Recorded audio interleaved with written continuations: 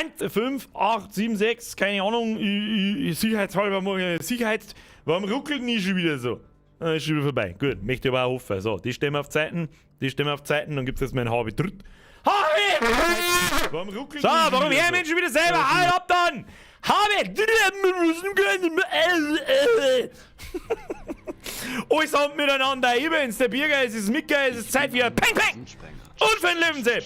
Zuerst Bierger, weitergeschossen wird, Hashtag Zerpimmelung. Und ein Abweckerbier. Merci wieder ein Zwickelbrudi, Bussi aufs Nussi. So. Was ist der YouTube-Express? Heute hat YouTube schneller reagiert wie am Samstag. Weiß ich nicht, was da wieder los war. Da hat es ja Minuten gedauert, bis da irgendwas gekommen ist. Micker, ist halt doch schon Micker. Hab ich Micker gesagt? Ich wollte Montag sagen. Hoppala, ich habe mich vertan. Entschuldigung. Herr David Deluxe, merci dir. Einen geilen Stream. Was ist das für eine Frage? Ein Lambo, Alter, natürlich. Was meinst du, eine Spenden hier gingen? Ein gestungen Fiat. Mehr Informationen gibt's nicht drüber. Herr Derbler-Lux, merci dir.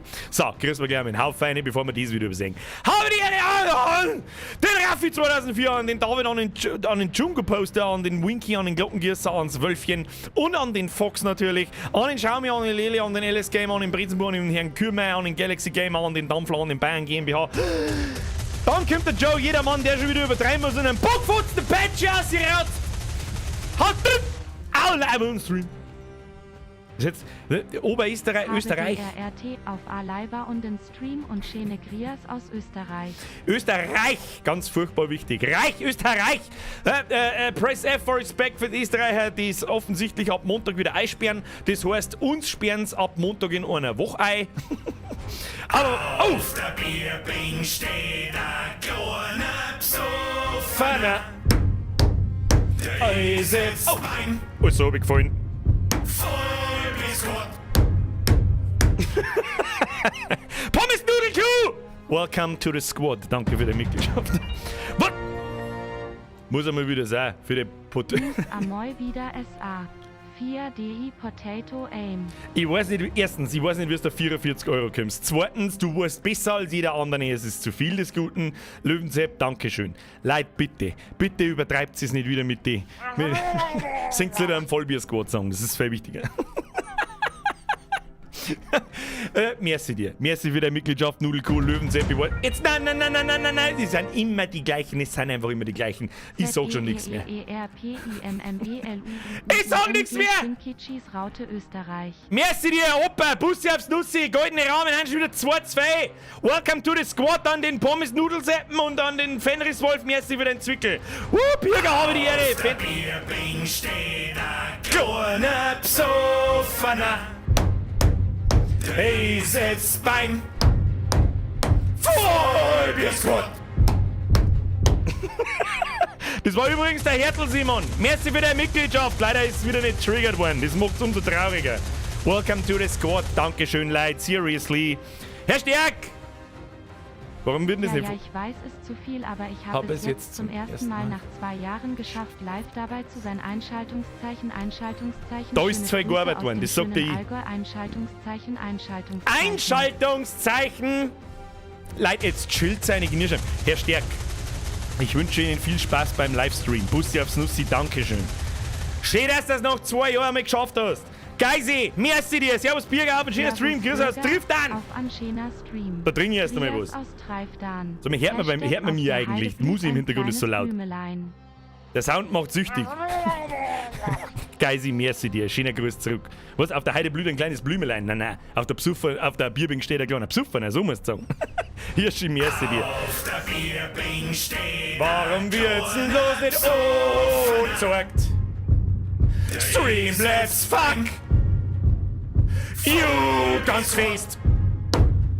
Merci für die Mitgliedschaft, der waren es! Leider, jetzt chillt's halt! Was ist denn los, Alter? Hab ich da gehört, man soll nicht übertreiben! Ich hab gehört, man soll nicht übertreiben? Was soll denn jetzt das Song dazu?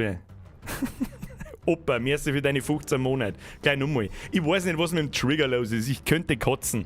Ich hoffe, ihr habt sehr viel Spaß mit dem neuen Sound der Mitglieder. Es ist einmal Zeit, wann nach 5 Jahren oder 6 Jahren oder 7 Jahren fast ein Kollege sein Ding hat abgedankt. Hilft nicht. Daniel, ich weiß nicht, was ich sagen soll. Es hilft sowieso nichts, was ich sage. Ich sage einfach merci. Ist das ein Deal? Daniel, merci. Scheibe, merci für deine Euro. So, die Ohren mit Brühen. Was für Brühen? Die da. Die rutscht irgendwie runter. Wenn ich muss auch ein bisschen aufpassen, da fällt alles auseinander, wenn ich so auf den Tisch schaue. Aber es hilft nicht. Wenn ein kleiner Besoffener auf der Bierbänke steht, dann muss ich auf den Tisch schauen. Das hilft nicht. Mach da bitte ein ganz Lied draus. Ich weiß nicht, ob das rechtlich gesehen so in Ordnung ist. Mich wundert es ja, ich warte ja bloß drauf, bis mir der Erste irgendwelche Verbindungen zur Nazi-Szene oder sonst irgendwas unter... Jetzt auf! Na, passt nicht! Ja, passt.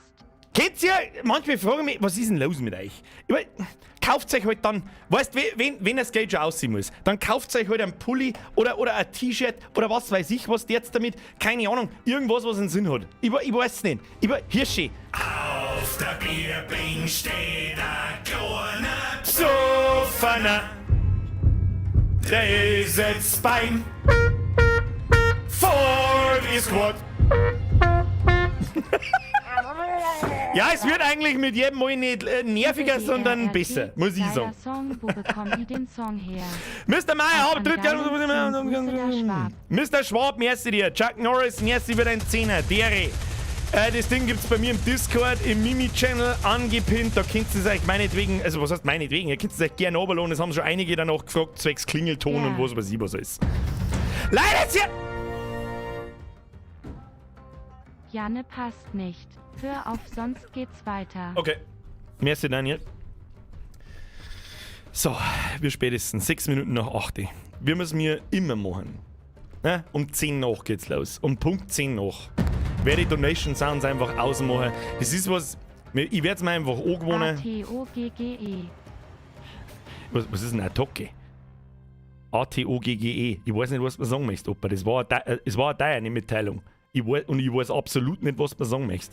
Ich weiß es einfach nicht. Ich kann nur Merci sagen. Opa, merci. Daniel, merci. Chuck Norris, merci. Leute, bitte schild's ein wenig.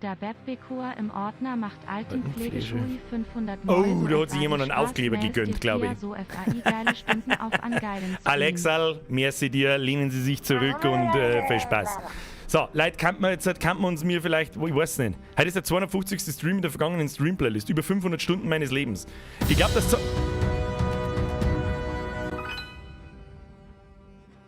Moneten. Bei Leuten, wo ich das erste Mal sehe, bitte lasst euch halt nicht vom Rest anstecken, dann mit den goldenen Rahmen und Beträge jenseits der, was weiß ich, was das soll, zum Triggern, weil die Leute einfach irgendwann zum Schmatzen anfangen. Es geht nur noch um Donations, es geht und deine Reaktionen und den ganzen Scheißdreck rundum. Christian, von ganzem Herzen vielen herzlichen Dank, aber 50 ist zu viel für den Idioten im Internet, okay? Und auch an alle anderen. Dankeschön. Dankeschön von in Herzen drin, Alter. Herbert, merci für dein Zwickel. Quarantäne halbe ist offen, geht da hin, Hashtag Honix, was? Hau nix zusammen. Hau nix zusammen! Jetzt der Österreicher Dialekt ist ein bisschen schwierig zum Lesen, wenn man kein Österreicher ist. Ja, ich weiß das schon. Und außerdem hau nix zusammen. Zusammen sagen bloß die Österreicher. Auf der Bierbänk steht ein kleiner Besoffener. Der ist beim Vollbisquad. Wer war denn das jetzt? Jetzt werden wir gar nicht Mitglied mehr. Doch, da müsst ihr aber werden. Ich glaube, der Bürger kriegt halt noch einen Anfall. Ja, ich glaube auch. So, pass auf, wie lange haben wir noch? Punkt 10 nach wird jetzt der Donation Sound ausgestellt. Wir haben noch nicht ganz eine Minute. Ruhe ist jetzt. Kommt da, wichtigste Frage der Woche. Der Marco schreibt, kommt nächste Woche der LS22. Ich weiß nicht, was das für eine depperte Frage ist. Selbstverständlich kommt nächsten Montag der Landwirtschaftssimulator 22. Attacke ist gleich Attacke. Okay. Das habe ich nicht auslesen können. Das Attacke. Ja, jetzt schon. So im Nachhinein so, Attacke. Das war gegangen. Opa, ich hab dich nicht verstanden, es tut mir leid. Ich hab mir gegeben. Ja, okay, hab ich nicht. Lügen wir nicht. Jetzt trinken wir eine geschmeidige. Auf der Bierbänk steht ein kleiner Besoffener. Der ist jetzt beim Vollbisquad. Bam, bam! Herr Dannemann, Leute, jetzt chillt's halt. Was war denn jetzt wieder? Das Brezensalz, die hat's einfach wieder ausblendet. Ich weiß nicht. Nein. Nein. Nein. Andere Sachen mehr Geld sinnloser aus. Das ist ja egal, werft einfach gar kein Geld sinnlos aussehen. Ich meine, das ist natürlich, liegt im Auge des Betrachters, ob es der Content wert ist oder nicht, und ich werde mich da nur bedingt beschweren oder sagen wir künstlich beschweren, ja, okay. Brezen soll's merci dir. Herr Bünger, bloß am 5. Weißt du, wenn sie die Leute schon schützen so. Das Sportzeug bis Anfang Dezember, dann kommt das neue Jahreszusammenfassungsmerch, das wir anfangen am Mittwoch zum Zeichnen. So, der letzte, der jetzt noch kommt, ist der 555 Nase, den sehe ich da. Dann werden Donation Sounds ausgemacht und dann wird geschossen, okay? Warum haut's eigentlich nie hin bei dir mit den Donations? Fragezeichen. Was haut denn nicht hin? Ich weiß ich nicht, weil da einfach immer irgendwas broken ist. Ich frag mich nicht warum. Leute, Bergler Max, Attacke mit Kacke! Ja, machen wir's mit Affen im Tierpark und schmeißt mal mit unserem Scheißdreck! Merci für den Zwickel! 555 Nasensepp!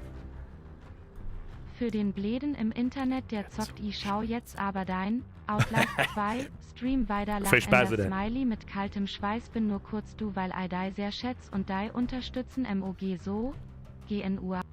Genug Schleim, schöner Abend und Prost miteinander. 555 Nase, mit genug geschleimt, machen wir die Donation Sounds jetzt aus. Ist das in Ordnung? Ich weiß nicht, was ich sagen soll, Leute. Dankeschön, seriously. Opa war doch wieder schneller, Entschuldigung. Ruhe ist jetzt halt. Leute, Dankeschön, seriously. Jetzt lernen wir uns zurück, jetzt gibt's a lot of Peng Peng. Jetzt gibt's erst einmal eine Stunde lang wieder Potato Aim, weil ich erst wieder reinkommen muss, weil ich ganz furchtbar viel Hell Let Loose gespielt habe und das hat mit Call of Duty dann doch gar nichts zu tun. Hand hoch im Chat, wer war da am Samstag? War nicht ganz so, wie das normalerweise ist. Ich weiß das. Es ist halt schwierig, 36 Sachen gleichzeitig zu machen. Kann ich auch nicht. Bin auch bloß ein Mensch. Und jetzt halt spielen wir. So schaut's aus. Da ich sagen. Was sagt ihr dazu? Ich würde schon sagen. Los geht's. So, wo sind wir? Call of Duty Vanguard. Wir spielen jetzt Kampagne. So schaut's aus. Wir haben letztes Mal stehen geblieben. Nur ein Tourist. Sollen wir uns das nochmal anschauen? Ich glaube nicht. Wir haben jetzt bei die Schlacht um Midway. Okay. Schaut noch Pazifik. Was das hier, Alter? Das ist ein Pazifik. So. Die Schlacht um Midway. Da haben wir uns einfach eine Mission, die Schlacht um Midway vom letzten Kontrollpunkt aus fortsetzt. Die haben wir doch nicht mehr angefangen, oder? Weiß ich nicht. Hauptsache, der Mutenku hat begonnen zu spielen Vanguard. Good job, Mutenku. Ist ein Kumpel von mir übrigens. So, fortsetzen. Wir lernen uns zurück. Drehen wir da ein wenig auf, damit ich auch was her. Falls es war. Darf ich mir das Mikrofon wieder putzen? Das ist dermaßen der Rotz, dass alles spät ist. So. Nein, Christian, nein! 15 € sind wir wert für so ein Geld. Das ist, nein. Denkt daran. Unser Primärziel ist die Zerstörung der beiden japanischen Träger. Die VS- und VB-Staffeln übernehmen je einen. Jagdstaffel 6 gibt Deckung. Manu, wenn das Wetter hält, sind wir raus, bevor sie uns bemerken. Dieser Sieg sichert uns den Aufpassen Pazifik. jetzt! Und jetzt raus da. Story. Und erledigt die Träger. Wir sollen mit Träger erledigen.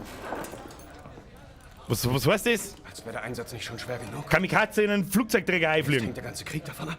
Schauen wir aber zu amerikanisch aus. Basti, welcome to the squad. Manu, merci, Christian, merci. Ruhe ist jetzt. Die Schlacht um Midway. Versenke die Flugzeugträger. Juni 1942. Midway Atoll. Okay, neues Ziel, Folge Matteo.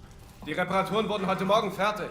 Sie wartet auf dem Flugdeck auf uns. Sie hat einen Namen. Du hast sie getauft. Unsere Maschine und nichts gesagt. Du hast nicht gefragt. Was, wir haben unseren Flieger getauft, habe ich das richtig verstanden. So, ich muss mir jetzt erst einmal hier Handgelenk ausschütteln. Man, ich will jetzt gleich zum... Oh! Ob die Aufklärung mit der Flottenposition recht hat? Sind das Corsairs? Wenn wir das hier schaffen, schreiben wir Geschichte. Das sind Corsairs, oder? Hat da irgendjemand einen Plan davon? Sind das Corsairs?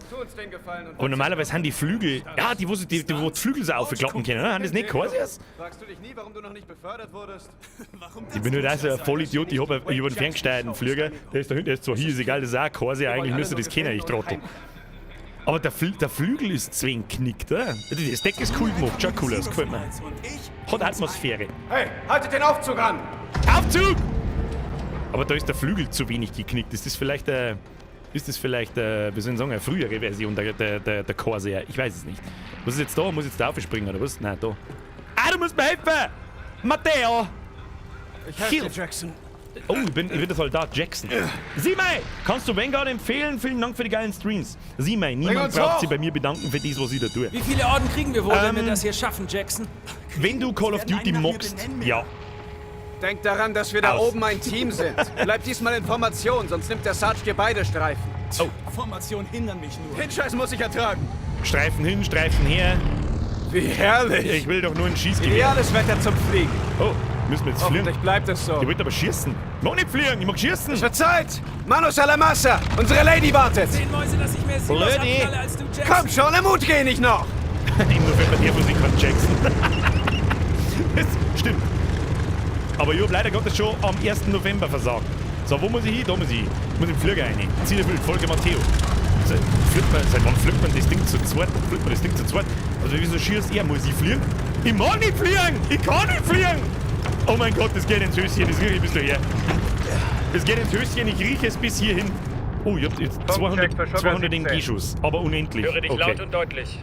Intercom funktioniert. Kann ich vorne nicht ausschießen. Hey, Sie führen die Vorflugkontrolle durch. Neues Ziel, mach dich zum Abheben bereit. Was ist mit den Höhenrudern hinten? Okay, Höhenruder, das okay. vertikale Zielen ist auf Standard gesetzt. Möchtest du die Steuerung umkehren? Ja. Okay, Jackson, prüf die Querruder. Quer, oder? Rechter Flügel, Mein Flieger okay. kann wingen. Jetzt das Hallo! linke Querruder. Und links kann ich auch wingen. Hallo! Linker Flügel, okay. Linker Flügel, Für okay. den Motor hoch. Pass auf, dass er keine Motor hoch. Aussätze hat. Okay.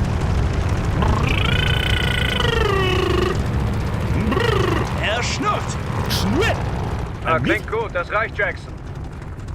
Was, wenn du den COD-Multiplayer liebst, kauf lieber nicht. Nein, die eine Hälfte sagt so, die andere ist so. Ich hab noch nicht viel Multiplayer gespielt. S für maximale Abbremsung, soll ich halten, heißt es. Trigger 17, hier Flugkontrolle. Ein Multiplayer habe ich um ehrlich zu sein noch so Okay. wenig gespielt, dass ich Bringen Sie ihn nach weder oben. empfehlen Bereit, noch nicht Hernandez? empfehlen kann. So bereit, wie man mit dir nur sein kann. Hallo, Okay, ich alles bin klar, Pro-Gamer, volle ich Kraft. muss nicht bereit sein. So, maximale Geschwindigkeit beim Abheben. Ich hoffe, ich habe das jetzt richtig eingestellt, dass wenn ich nach unten ziehe, dass er dann in den Käfer fliegt. Das kenne ich mich nicht aus. Ich kenne mich nicht aus! Lass die Bremsen los. Scheiße, boah, lecker, das geht ja von 0 auf 100 in minus 4 Sekunden. Nütz. Okay. Ja, okay. Lenkt mittelmäßig geil, muss ich sagen. Por favor, keine Kunststückchen. Spielverderber. Soll auch kein Spiel sein, Pendejo. Ich tue ein bisschen wackeln. Nach oben oder unten fliegen. Ich fliege nach oben. Ah, ein bisschen in den Tee. Oh, wir fliegen da sauber die Formation schon hin. Du kannst jederzeit 4 drücken, um das vertikale Ziel umzukehren. Nein, da kennt sich kein Mensch nicht aus. Kein Mensch spielt doch so einen Flüger. Ich meine schon, dass wir von so einem Fluggerät natürlich kein Multiplikator und die Midway-Flugsteuerung. Was? Der Maschine. Halt dein Maul jetzt da, ich brauch kein Was hast du Tutorial, noch ich bin nicht Pro-Gamer. losgelassen? Ich schieß dein Popo! S17, Feuer einstellen. Entschuldigung! Worüber möchtest du denn reden? Schön, behalt deine Geheimnisse. Das war doch eine Anspielung auf den Herr der Ringe. Oh, wir fliegen mit dem Nebel. Möchtest du wissen, dass nach dem Nebel gleich voll der Punk abgeht?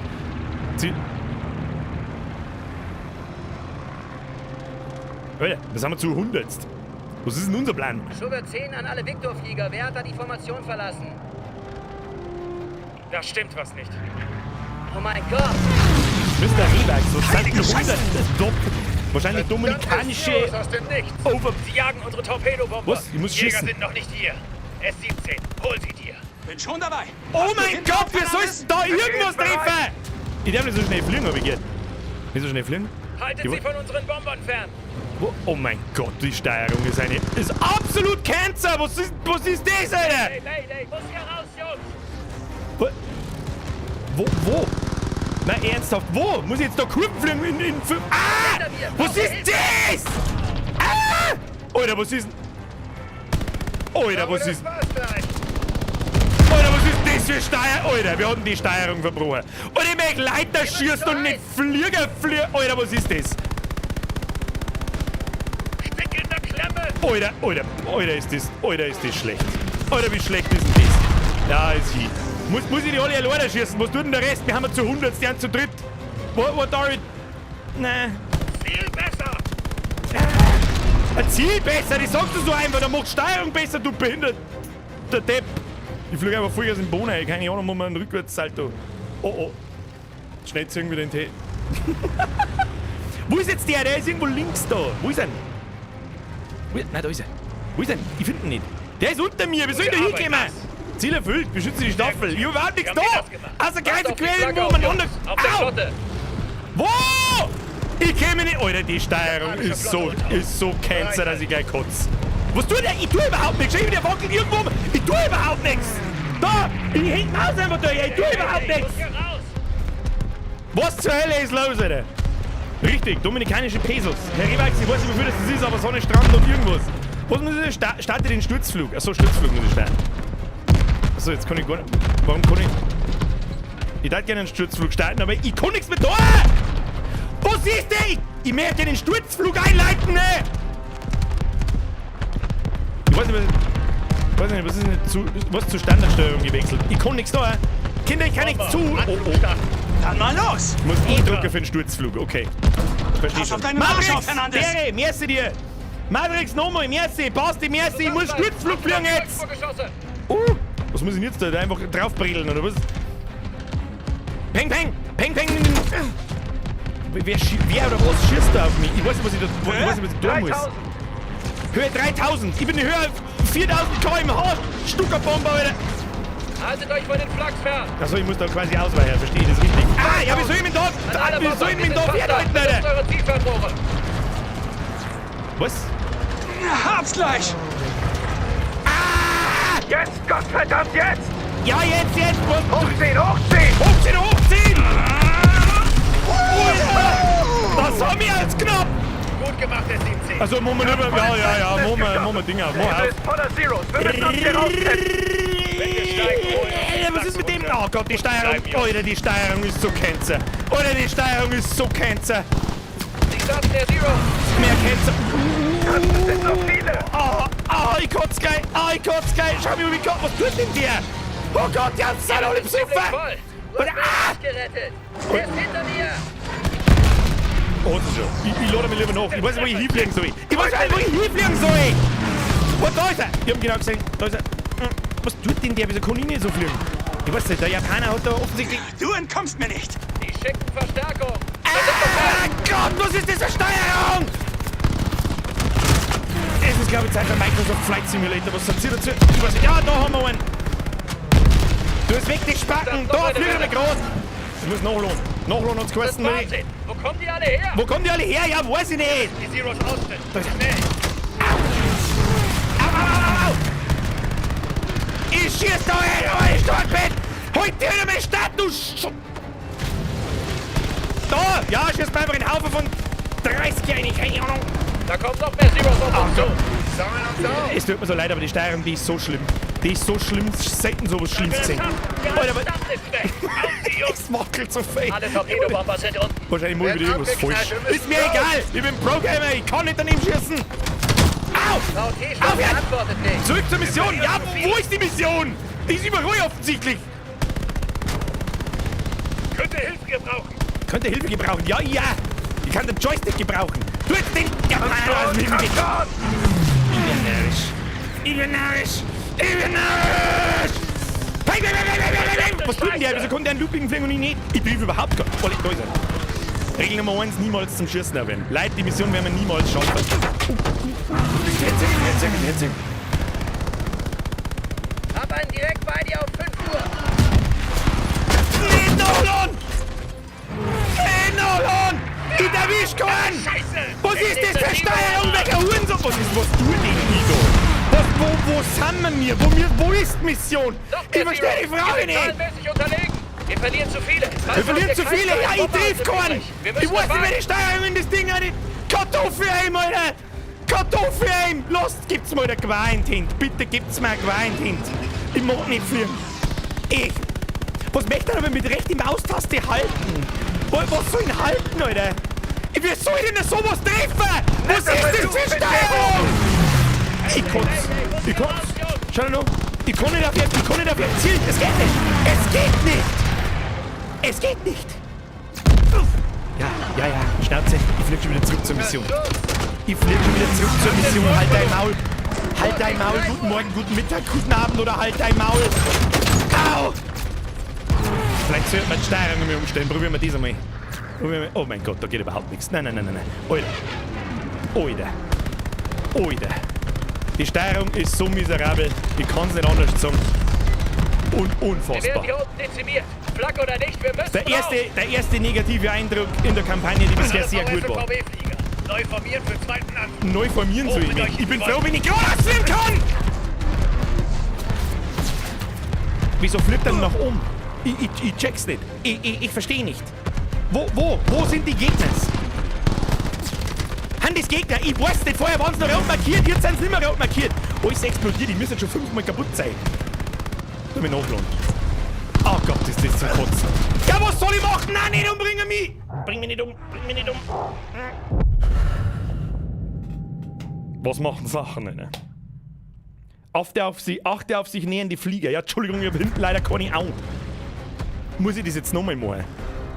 Zero nähert sich. 4 Uhr. Wo sind wir? Wer nähert sich? Wo? Ich seh keinen, der ist hinter mir! Was soll ich Hier machen? unten dezimiert. Flak oder nicht, wir müssen Soll ich raus. Schuss lassen hinter aussehen, dann ist er blind! Keine Ahnung! VS und VB-Flieger. Neu formiert für zweiten Anflug. Hoch mit euch in die Wolken. Hoch mit euch in die Wolken. Okay, schließe ich der Staffel an und steig auf. Ich steig so auf, Alter, so hast du noch nie. Oleg, hat irgendjemand von euch diese Mission schon gespielt? Vorher braucht keiner gescheit schmerzen. Also keine Ahnung. Cancer. Was soll jetzt mal? S-17 zurück. Was soll zur Mission? Du hast gesagt, ich soll den Himmel aufgefliegen, du Spacken! Schließen wir uns wieder der Staffel an. Ich. Was für Staffel? Deine fette Mama ist eine Staffel. Da ist ein Missionsmarker. Da fliege ich hin. Da fliege ich hin! Mal War Thunder versucht. Nein. Ja, da ist die Steuerung nicht so geistig behindert. Du bist so Lost Bürger brutal. Mr. Lions Club One-on-One auf egal was von der Map und ich rasiere die 50:3. I guarantee. Scheiße, wir sind so gut wie tot, oder? Steuerung in die Optionen umstellen auf WASD, ja. S-17 an alle Piloten mit Bomben. Dichte Formation nach oben für letzten Warum schießt ihr hinter mir auf mich? Das soll mich so hoch wie lassen. möglich für den zweiten Sturzflug. One-on-One Blobby-Volley. Ich fick euch alle. Die sind direkt hinter uns. Vor allem, wenn du ein bisschen nach links tue, dann flippt der. Schau mir das an! Schnell jetzt! Ich tue kurz Fast auf außer A Reichweite! oder auf D. Oh mein Gott. So, schließe ich der Staffel an und steige auf. Ich steige auf. Erreiche die richtige Höhe für Sturzflug. Oh mein Gott. Sind wir sie los? Oh mein Gott. Da darf ich jetzt am liebsten Ich sehe schnell sie die nicht. Schwierigkeit auf absoluten Kackbuhn stehen, weil tut mir leid. Achtung, Achtung! Wer da irgendwo einen Treffer möchte, die schießt einfach mal gerade aus. Was ist denn jetzt? S-17, du hast ganz schön was abbekommen. War das Alles vorher auch gut? schon so? Geht schon. Zeros im Anflug. Direkt vor uns. Schaltet sie aus. Ich sehe hier keine Zeros! Er kommt direkt auf mich zu! Du kannst... Es ist unmöglich zum Ziel. Es ist unmöglich! Es ist unmöglich! Jetzt machen wir bloß noch auf für den Obi und den Rest machen wir mit... Durchbrechen. Es ist unmöglich! Es ist unmöglich. Du kannst denen nicht nachfliegen. Das ist schlecht. Zeros Oh mein kommt Gott, direkt auf Alter. uns zu. Oh, das ist... Sie kommt direkt auf uns zu! Oh, ich hab getroffen. Das ist neu. Nein, ich muss auch ran. Er macht Kamikaze, der Typ. Das mag ich Steigt nicht. weiter auf, bis wir wieder über der Flotte sind. Schießt sie ab. Du halt nach links, sag du halt nach links und nicht ab 180 Grad U-Turn, du Spacken! Schieß ihm ins Gesicht ein! Ja! Ja! Und er war! Wäre wir auf den roten Punkt schießen kann ich nicht, guter Mann! Oh, der Selfie im Flugzeug, wer kennt ihn nicht? Flotte unter uns, für neuen Angriff formieren. Nein, nicht, ich mag keinen Angriff mehr formieren! Ich Wir will haben noch nicht! Bomben. S-18 hat Bomben. Starte den Sturzflug. Okay, S-17 hat noch eine. Sonst noch wer? das müssen wir von vorn mal, das schaffen wir ja wieder nicht. S-17 und 18. Ich triff deswegen Es auch liegt bei keinen. euch. Hinter uns formieren und Bomben abwerfen. Das klappt nur mit Ach und Krach, oder? Wird ziemlich knapp. An alle. Den Beschuss von S-17 ablenken. Höhenmesser im Und Arm. ihr seht doch, das Halte dich da Gerücht hinten da. lieber fest. Nicht au. Ja, ja. Bin getroffen. Ich bin raus. Jackson, es liegt bei dir. Jackson! Mein Name ist Jackson! Au, au, au! Noch ein bisschen. Ja, noch ein bisschen! Ja, halt einmal! Halt einmal! Nein! Halt! Schieß euch! Ja! Den kommt gut! Den kommt gut!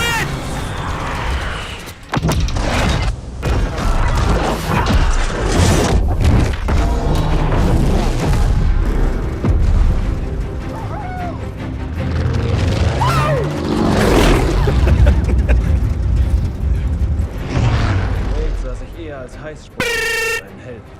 Was ist jetzt? Die Animation haben wir vorher nicht gehabt. Er ist einer der großartigsten Piloten in diesem Krieg. Aber er brauchte ein Team. Die Videos sind geil gemacht. Kannst du sagen, was man. Er musste es sich eingestehen. Haben wir jetzt quasi die Stelle, die ich nicht geschafft habe, auf gut Deutsch das einfach übersprungen. Von mir!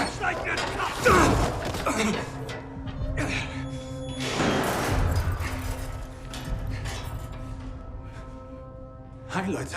Ich mag wieder schießen. Das ist ein scheiß Fliegerdreck. Alle auf einmal. Mir geht's gut. Ist das nicht ein nettes, kleines Wiedersehen? Du hast gelogen. Ich hab mich angetintet. Wir dachten, er wäre tot. Also verpiss dich. Schau aus, als hätte ich mich angebissen. Wirklich? Nein! Nicht! Ja! Du Bastard! Ja! Lüg mich nicht wieder an. Ja! To your face. Peng. To your face. Peng, peng, to your face. Peng. Weg von mir! Nehmen Sie die Hände weg! Friesinger, das ist Hochverrat! Hochverrat auf oberster Ebene! Friesinger! Das hier ist noch nicht zu Ende! Nehmen Sie die Hände weg! Friesinger! Friesinger! Ich hasse Ihre Friese! Oh, jetzt hat's kurz ausschaut, als da der in meinem Faucher schon. Hitler ist tot. Wie, der Hitler ist tot? Wie? Waren es die Alliierten? Berichten zufolge nahm er sich das Leben. Das ist spät quasi, okay. Aber Verstehe? ohne den Führer sind wir verloren.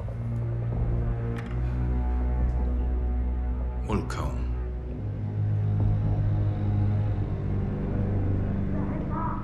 Haben Sie neue Informationen für mich? Paula zu die Hakengrenzer kann ich dann nachher, wenn das vorbei ist, gleich was sagen. Vor allem zur SS-Symbolik und so weiter. Es ist ja nicht bloß das Hakenkreuz fragwürdig. War der 6. Aber ich glaube, ich habe sie gebrochen. Es schmerzt mich, wie Sie das Vaterland schänden. Diese dreckigen Russen. Hier gibt es nichts mehr für uns zu tun. Wenn das Reich bestehen soll, brauche ich sicheres Geleit nach Tempelhof. Ich habe auf Sie gezählt, Richter. Aber Sie sind entbehrlich. Nein, nein, nein, bitte, nein! Ich besorge, was Sie brauchen. Das schwöre ich. Die Zeit ist knapp. Ich verstehe. Mein Führer.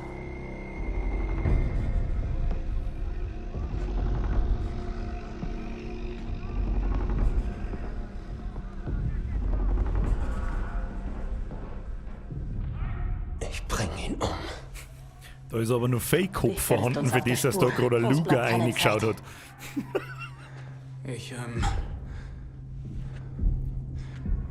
Ich habe versucht, ein Flugzeug zu klauen, aber es hat nicht geklappt. Und bis ich hier war, wart ihr schon eingesperrt.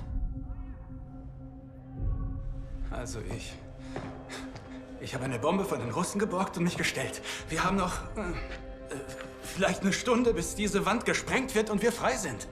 Falls wir so lange leben. Wir sollen ihm trauen? Er ist ein verdammter Pilot. Ein verdammter Star-Pilot, meinst du wohl? Ich denke wie die Lady. Was weißt du schon über Sprengstoff? Ja? Na, fick dich doch. Ich sag euch, warum wir ihn trauen. Hört gut zu. Was weißt du schon über Sprengstoff? Ach ja? Na fick dich doch! Wade ist mehr als fähig, uns rauszubringen. Das ist belegt.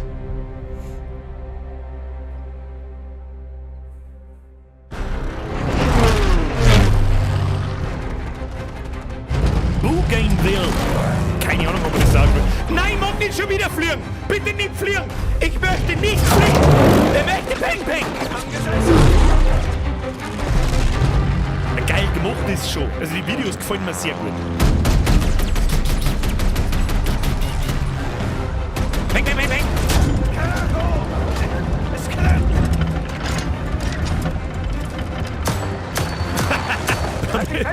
Mit der 1911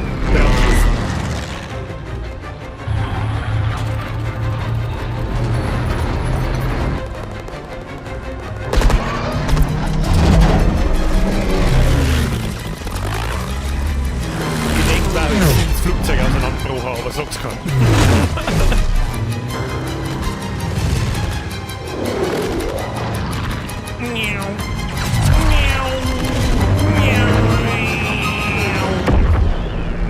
Tja, der Japaner kann offensichtlich keine Kurven fliegen. Scheiße für den Japaner. Nein, Wade, lass es sein. Spinnst du? Ich beende das hier nur.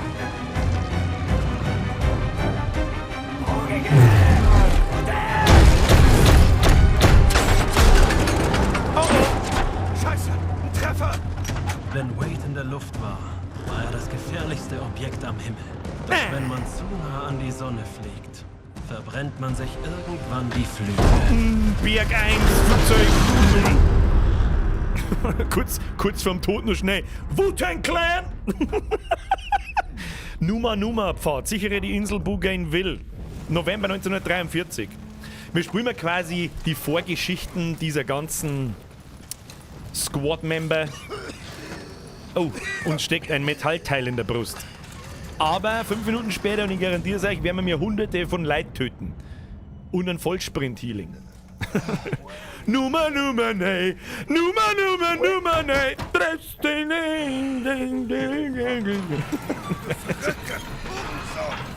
Verrückter Hurensohn. Beide fast. Oh. Gut. Okay, das wird jetzt scheiße wehtun. Okay, scheiße. Das war der Exhibit, scheiße, stimmt. Scheiße. Geht's in deinen Deckschädel, dass du nicht einfach so... Hey, Wade. Was? Bleib bei mir. Komm schon, Mann. Ich bin schon nicht da. Wach auf. Ja, vielleicht aber auch nicht mehr so ganz. Okay, ciao. So, kurz zur NS-Symbolik. Seit 2 Jahren gelten Computerspiele, Videospiele im Allgemeinen auch als Kunst. Und darum sind seit relativ kurzer Zeit fragwürdige Symbole wie Hakenkreuzer, SS-Abzeichen und dieser ganze Mist in Videospielen endlich Gott sei Dank erlaubt.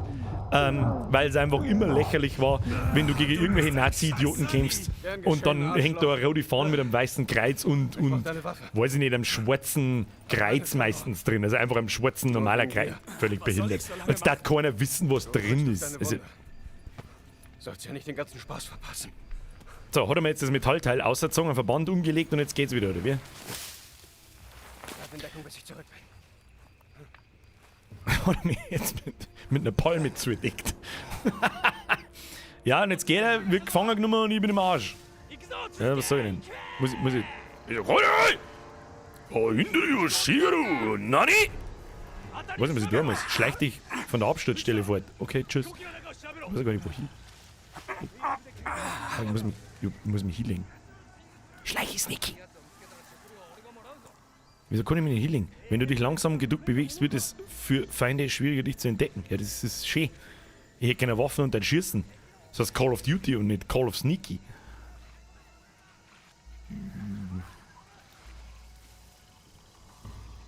Schleich jetzt einfach da. Also das schaut schon so aus, als müsste die da lang, oder? Die werden mir schon sagen dann, wenn sie mich sehen.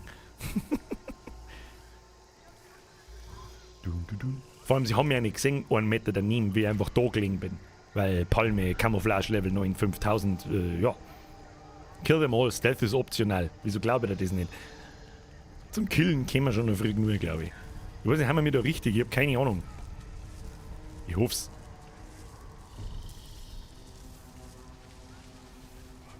Mich würde es wundern, wenn da nicht am Rande wieder irgendwelche perversen Sachen passieren. Drücke 4 als Wade 4. Drücke als Wade 4 zum Fokussieren. Was soll das heißen? Ah, der Wallhack oder was? Dann ein paar so gelbe Batzen dort. Sauber, ein Wallhack. Okay, super Sache.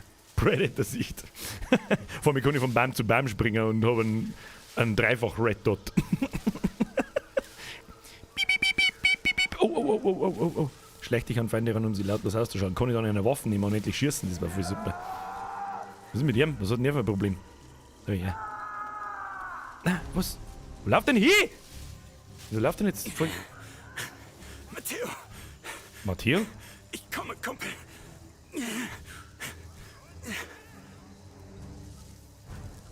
Jetzt ist halt einfach keiner mehr da.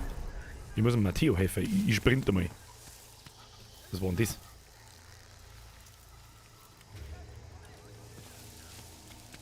Ich sprint.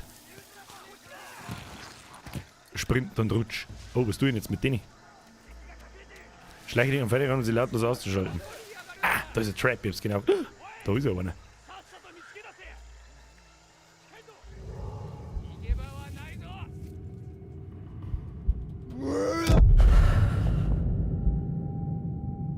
Ja, wenn ich 4 drück, dann passiert einfach nix! Was?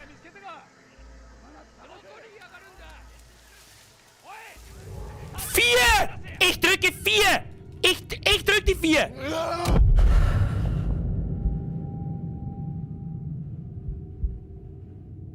Maustaste 4. Was ist die Maustaste 4? Ich habe keine Maustaste 4! Maus 4! Ich weiß nicht, in meiner Welt Maus maximal 3 Tasten! Die Maus...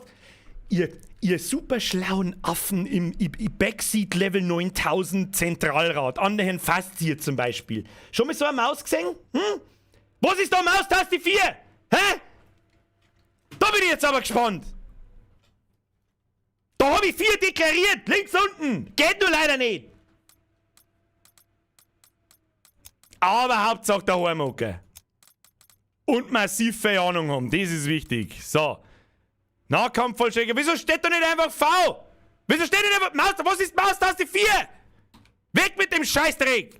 Mach V draus! Passt! So! Jetzt bin ich aber gespannt. Ja, Herrgottselig! Oh mein Gott! Jetzt gibt's mir das Ding und dann schießt mir den Idioten alle ins Gesicht ein.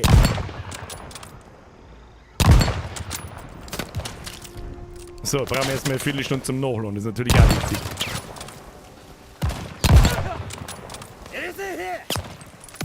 Was?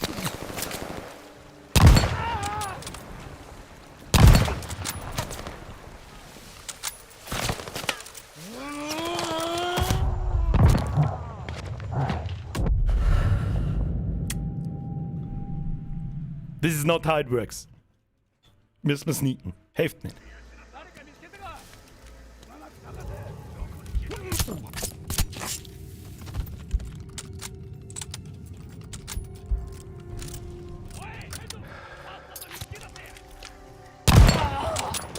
Ich mag aber nicht sneaken.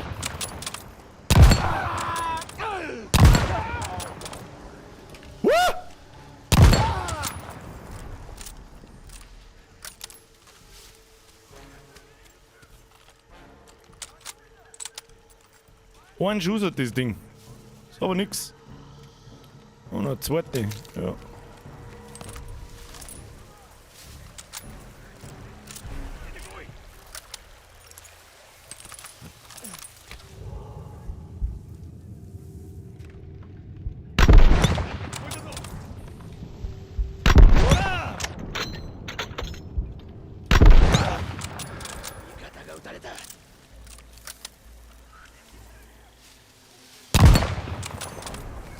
Ist das ein Mensch oder ein Star? Ich hab keine Ahnung. So, Konzentration. Nein, nicht nochmal. Wo war denn der jetzt? Jetzt. Entschuldigung, ich seh keinen! Die soll da wahrscheinlich einfach nicht sein. Die soll da wahrscheinlich einfach nicht sein. Okay, chill. Chill. Chill. Chill. So, nochmal von vorn. Nochmal von vorn.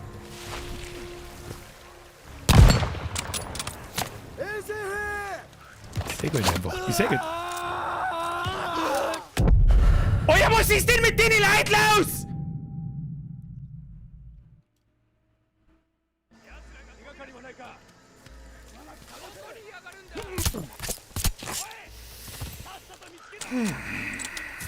Wieder ein gleich lästig, gell?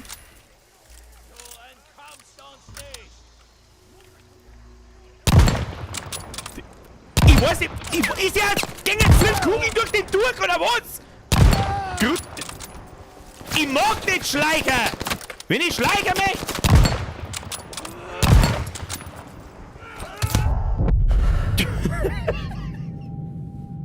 Ja, okay, wir werden schleichen müssen.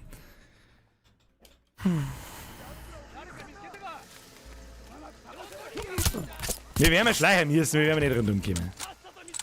Hab's probiert, funktioniert nicht. Gefällt mir nicht. Sing mir die, wenn ich...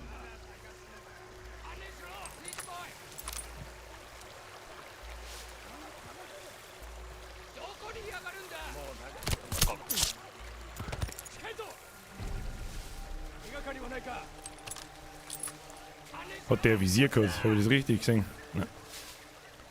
Ich mag nicht schleichen!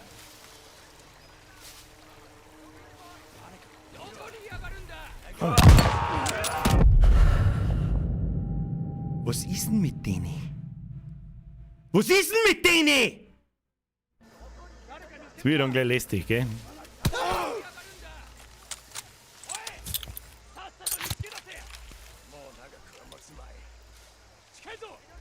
Haben wir die jetzt gesehen oder nicht? Wir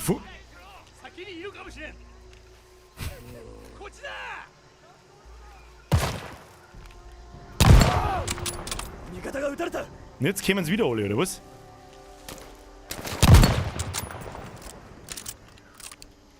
Was tut denn der? Der springt einfach da irgendwo im Wald umeinander! Was ist denn das? Jetzt kannst du mich feiern gleich! Scheißdrecksbehinderung!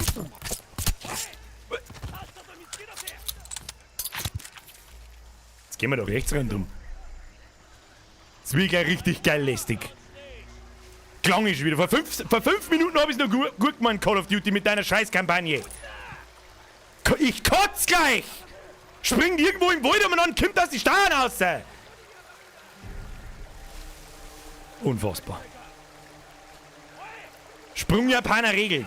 Weiß ich nicht. Schleiche hinter ihm umeinander, dreht er sich um, sticht mich ab. Ach so. Ich vergaß. Entschuldigung.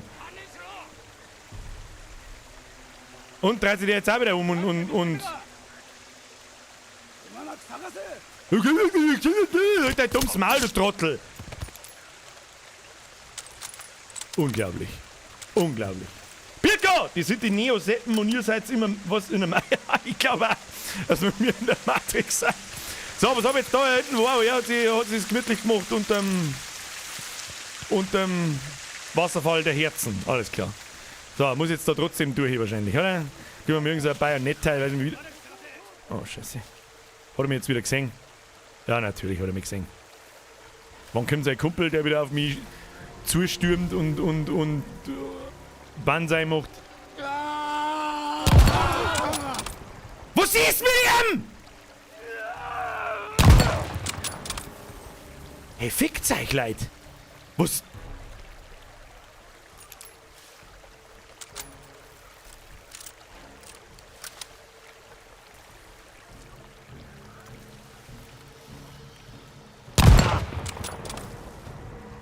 Für was steckt man in die Stauern? Hallo? Wo? Wo? Ich seh keinen!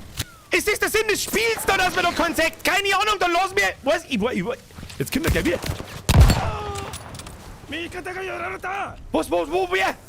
Wo? Ich seh keinen! Aber er sagt mich! Da sitzt einer. Okay. Ja, meine Kugeln gehen durch die Leiter durch. Muss man wissen.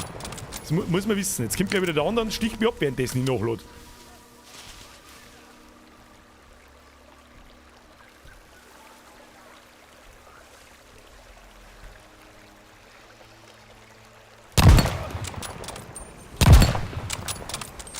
Hold.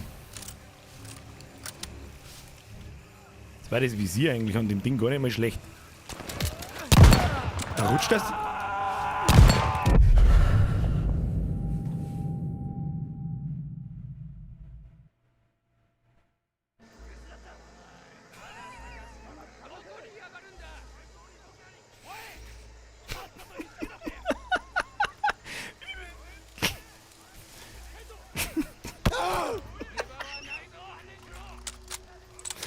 Ich flipp Klaus, Alter. Was soll denn das? Kann ich denn nicht ernst sein?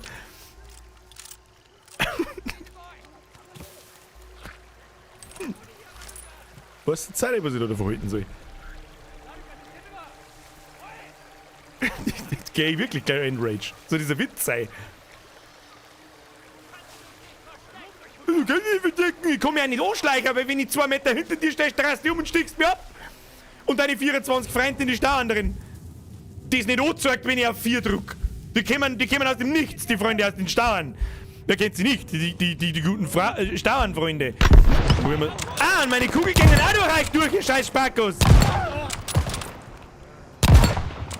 So, nachladen, jetzt kommt der andere, sticht mich ab, garantiert. Das ist garantiert. Das 100%ig kommt ja wieder irgendwo, spawnt da einer aus den Stauern raus.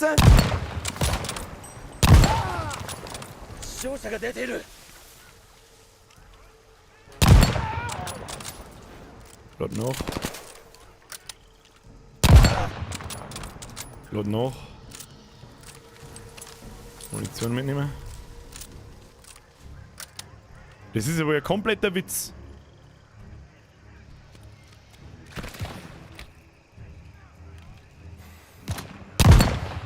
Ja, und der Japaner geht offensichtlich nur 4 Meter weit.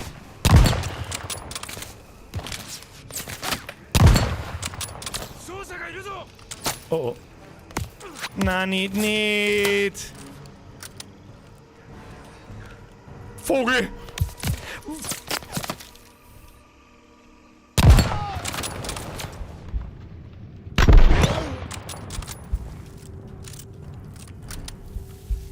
Das ist aber ein schlechter Witz jetzt da.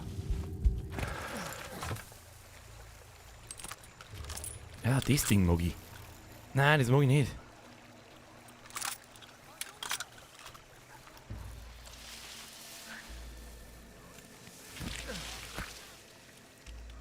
Das ist aber wirklich ein schlechter Witz.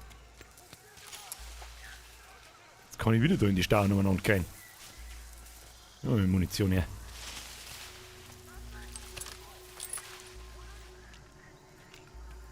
Schrö, merci wieder höher. Bürger mit dem Auge 6 deine Gegner eine bestimmte Zeit. Das weiß ich. Aber die Typen links und rechts, die mich abstechen, spawnen einfach so. Außerdem hat das einen Cooldown von einer Viertelstunde. Gefühlt. Merci. Brezenbuhr, merci für die Mitgliedschaft. Der Ruhe ist jetzt halt. Die Mitgliedschaft habe ich mir noch nicht verdient heute. Bajonett-Ansturm kann ich machen, wenn ich sprint. Hab aber gar kein Bajonett um. Das macht Sinn. Was haben wir da? Alles klar. Was haben wir da? Peng, peng. Haben da mehrere sehen die Lehe. Was ist das nicht? Oh Gott. Oh ne.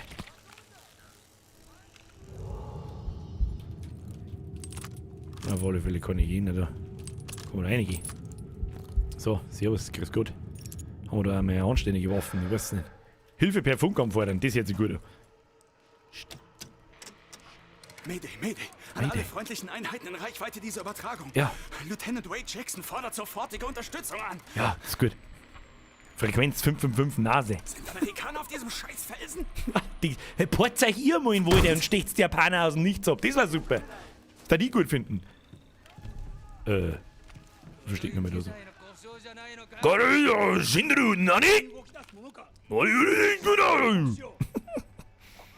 Sing die doch nicht rein, bin jetzt ich unsichtbar. So fühlt sich das einfach eigentlich an. Okay. Wenn ich jetzt da rausgehe, so, na? Oh oh. Muss ich den abstehen, sag ich das richtig? Ich ziele mir lieber daher. Was können wir mit dem?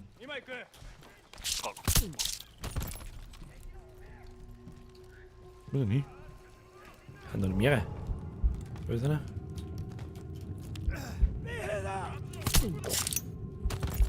Oh, jetzt der dem geschrien oder nicht? Da oben ist auch noch einer. Also kann man da nicht aufsteigen. Ach du Kacke. Mir steckt mir jetzt einfach auch ab. Jetzt mache ich es einfach wie hier. Das ist offensichtlich der overpoweredste Move, der im ganzen Spiel vorkommt. Finde ich gut. Finde ich gut. Du, finde ich gut.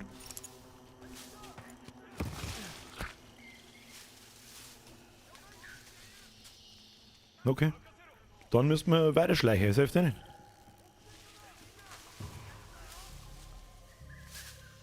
Achtung. 4 ist ready. Hier scheint niemand zu sein. Gehen wir da oben.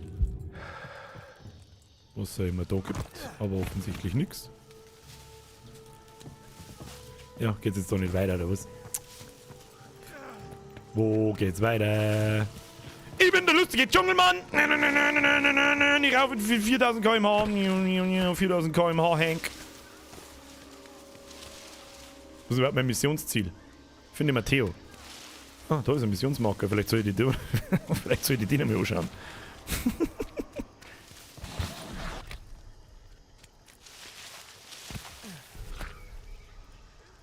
Was haben wir jetzt da wieder? Waren wir doch schon.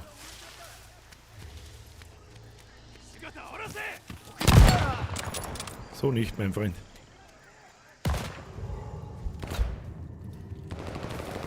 Wo schießt denn hier hin? Ihr wisst überhaupt nicht, wo ich bin.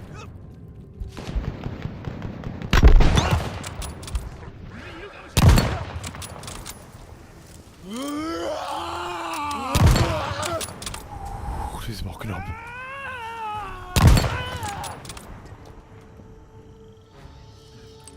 So nicht! Scheiß Banzai-Spacken!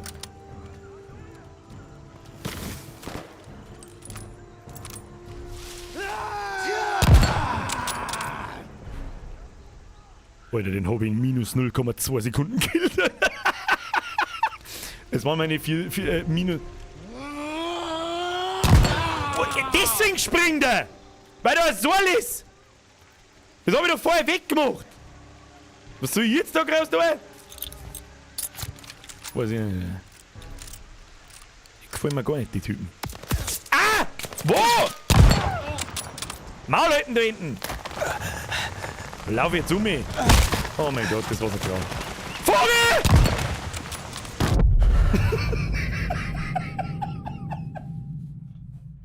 Scheiß Vogel, Alter. Oh no! Okay, weiter! Ach, fuck you. Ich muss nachladen.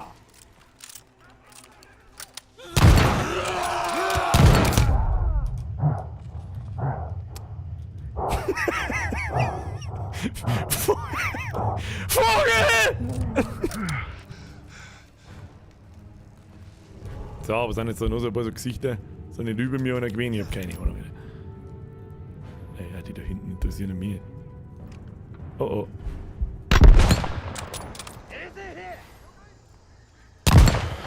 Will sie hier wo? Ich muss in die Richtung. Was? Ich bin von oben schon wieder geschossen. Verpiss dich doch. Nichts gibt's. Oh, da rennt er umeinander.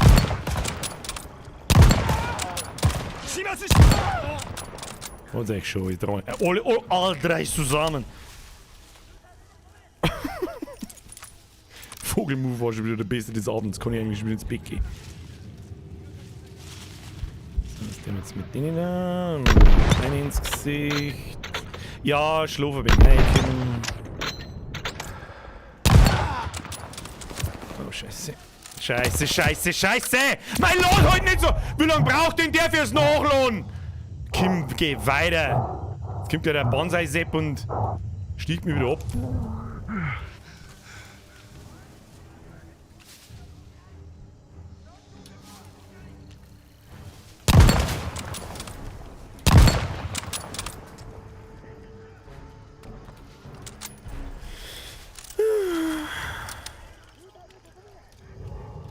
Und dann nur ein paar so Spacken. Da hinten ein ganzer Laster von denen, oder was? Oh, da kommt jetzt gleich der Banzai-Sepp. Moment.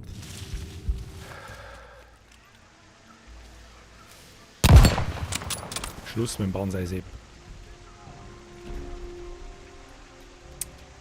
Jetzt kann ich es nicht mehr entschärfen, oder was? Was mir. Wieso glaube ich nicht, dass das Ding wirklich entschärft ist? Keine Ahnung. So, Vogel! Irritier mich nicht! Nein, nicht hab ich vorhin. Nicht Vogel. Nicht Vogel. Nicht Vogel.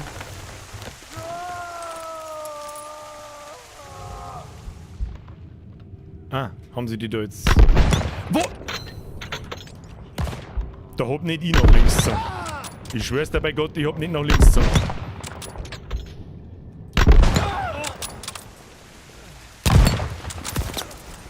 Ja, lad wieder 4 Stunden nach und stirb, du Trottel.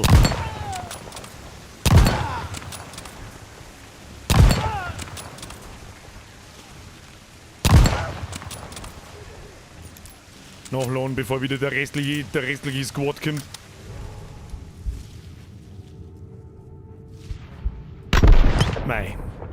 Mei, das dauert so lang. Schieß halt einfach. Unglaublich. Vogelfutter 3 Euro für 5 Kilo. Vogelhaus 20 Euro aus dem Baumarkt. Birge irgendwo im Leute, lenkt's mir nicht ab. Ein Arisch, wo ist denn der Penner? Ich seh nix! Mei, einmal wenn ich nach rechts schaue in die scheiß verdammten Donations. Schmeißen wir mal eine Granatenvierer, damit nichts passiert und nehmen da unten auch. Ui, ich seh keinen. Es tut mir leid, ich seh niemanden. Da sitzt er. Wo ist der Nächste? Mei, Kruzifix, Leute, ohne Scheiß. Ah! Was ist das für eine Hurensohn-Mission? Ich kotz gleich!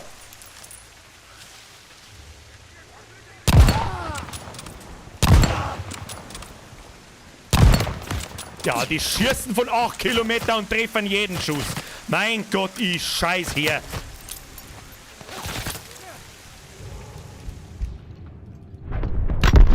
Wie behindert ist... Wo gingen meine Kugeln hin? Der scheiß hässliche Fresse schießt wieder, du Mongo.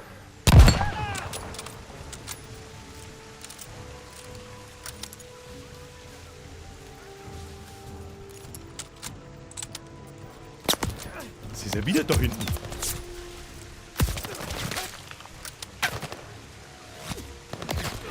Ich flipp gar, ich seh keinen! Das ist ja wohl ein scheiß Witz. Jetzt hasst mich gleich so weit später, dass ich die deinstalliere und dass ich gehe. Das wird der erste Rage-Quit der Geschichte des Bierger-Streams. Das garantiert aber sowas von... Was ist das? Warum zielt das Ding automatisch? Meine Kugeln gingen doch gleich durch. Was ist das für eine Fotzenkacke? Ich flipp komplett aus. Wie behindert ist das? Erfolg abgeschlossen. Schiebt er deinen scheiß behinderten Erfolg in deinen scheiß Mongo-Arsch.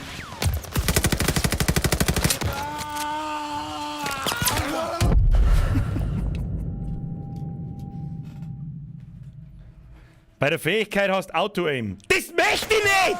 Ich möchte kein Auto-Aim!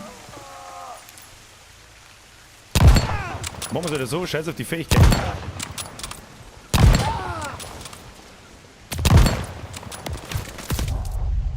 Ich bin komplett irre. Du fängst einen scheiß Schuss, hast 0 Deckung. Das ist so lächerlich, Alter. Das ist so... Ich weiß nicht, was ich noch tun soll, außer mit einem Magazin an jeden One-Shot, der im Umkreis von 10 Metern steht. Ich weiß nicht, was ich tun soll. Ich weiß es nicht. Entschuldigung.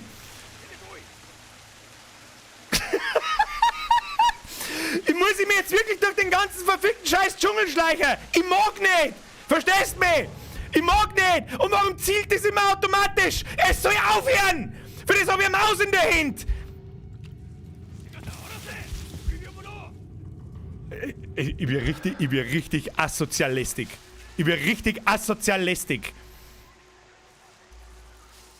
Und jetzt muss ich mir da hinter jedem einzelnen Automat... Achso, er sagt mir dann, wenn ich... Okay, verstehe. Hab schon verstanden, okay. Tolles Würstchen. Lecker. Das ist super lecker, Alter. Das ist super lecker. Dann dreht er sich nämlich mitten unterm Weg, dreht er sich um. So, und jetzt müssen wir nachladen und währenddessen sterben wir wieder, weil wir nicht mehr schießen können. Aber der Gegner auf 800 Kilometer durch sämtliche Bahnen.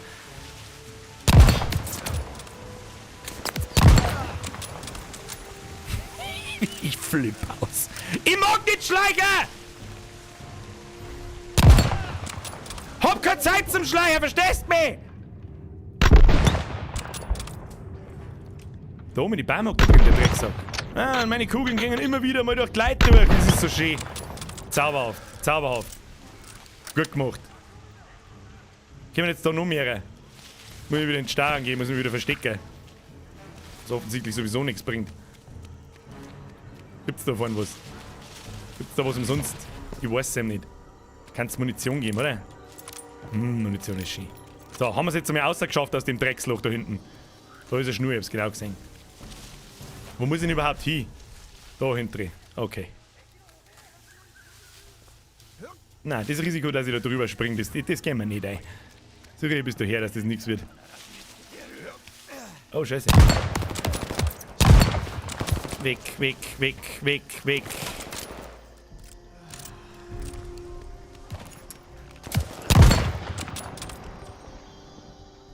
Wo ist jetzt der andere?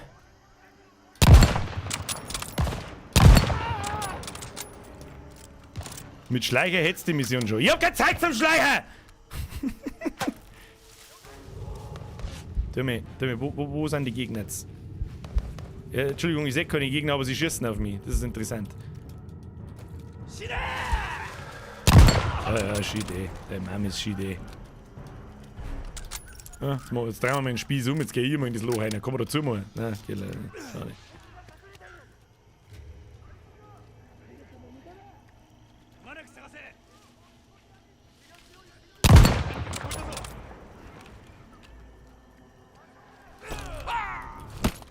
Wichse.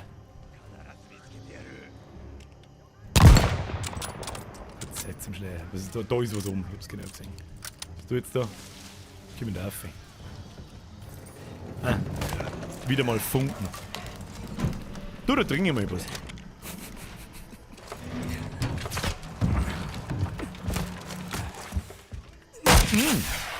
Ich werde erschossen, währenddessen eine Cutscene läuft.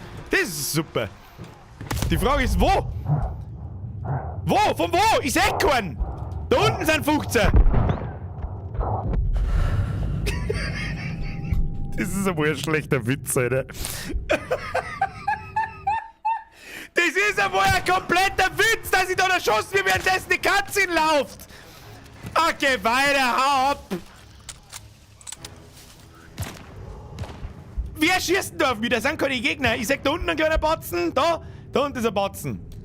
Batzen, da hinten, der schießt einmal im Wald. Ich weiß nicht, was sein Problem ist. Gehen wir mal hier und sagen wir.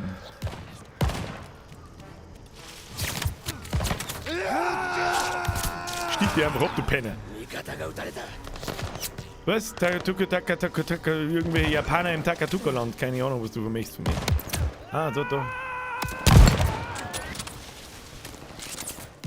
Scheiß Banzai-Trottel. Ich seh keinen, doch, da sehe ich jemanden. Links habe ich noch irgendwas gehört. Ja, mit nachladen.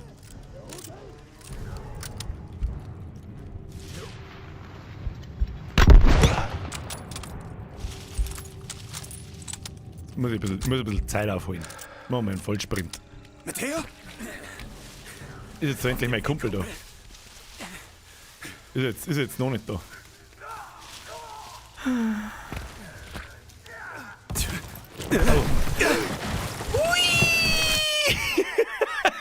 Ah, jetzt ist der Toner vor mir weg. Warum ist denn jetzt der Toner vor mir weg? Zeig im Mauszeiger.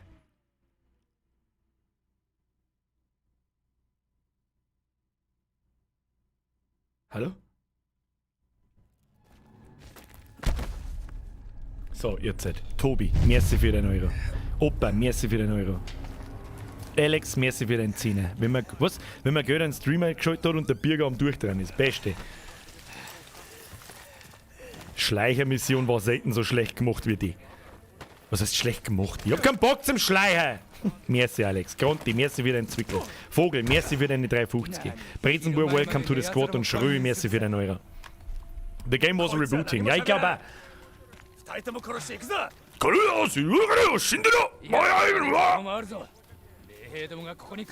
Ja, oh, ihr schaut auch schon wieder so. Warum schauen die immer alle gleich aus? Die Bösewichte. Oh, jetzt gibt's Kopf ab.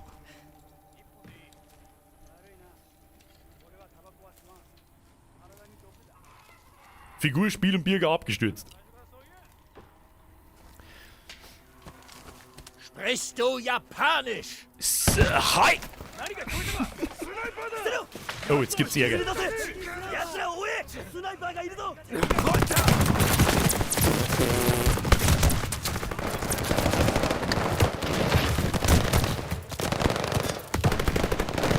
Ich kann rundum schauen.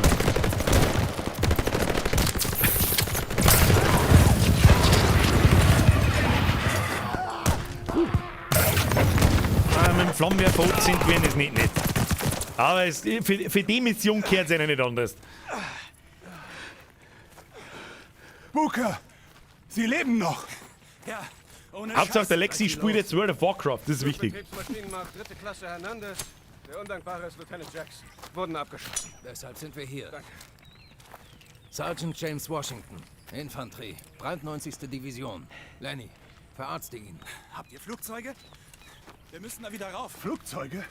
Wir sind schon froh über Munition. Der ist Ballast. Wird uns nur aufhalten. Ich höre euch. Schärfstes Messer ever, ich glaube. Das war Skalpell. Schon mal geschossen? Ich hab mein Leben lang nichts anderes noch wie geschossen, Alter. Mein Name ist Jackson, geschossen. America! Fuck yeah! Ich hab jetzt den Steuerknüppel, Lieutenant. Du bist nur Passagier. Hey, no homo, Brudi. Okay, Leute. No homo, Brudi. So kann ich jetzt da mal mit irgendwas am anschießen. Oh, ja, nehmen wir lieber das Peng-Peng da, oder? Ja, seine scheiß Fokusfähigkeit, die ist so hart für den Arsch. Also die war schon geil, wenn das Auto-Aim... Was soll denn die Auto-Aim-Scheiße? Die sind ungeschützt. Feindbewegung voraus.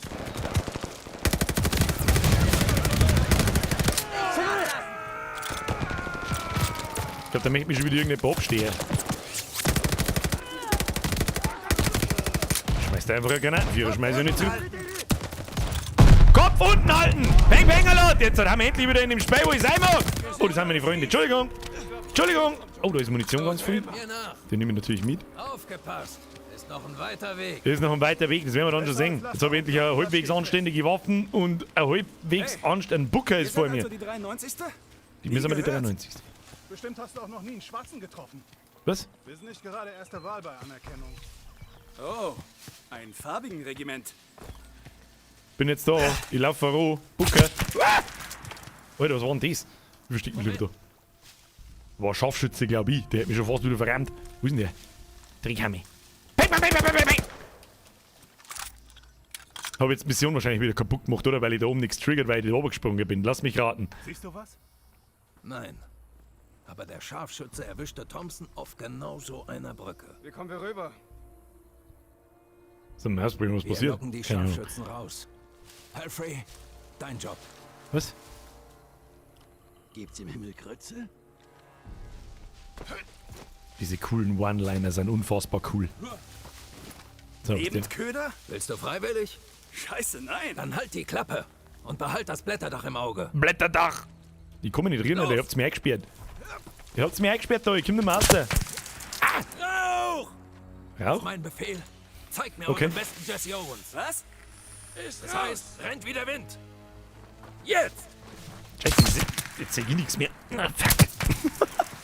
Ich muss laufen, hat's geheißen. Ich rutsch. Ich mach das für die ultimativen Warzone-Pro-Gamer.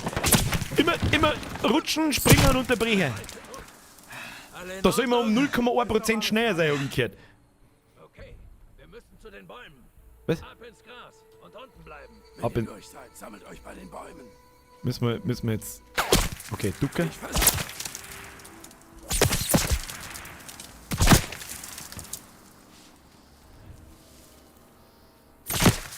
Ja. Chill. Das werden wir jetzt nicht.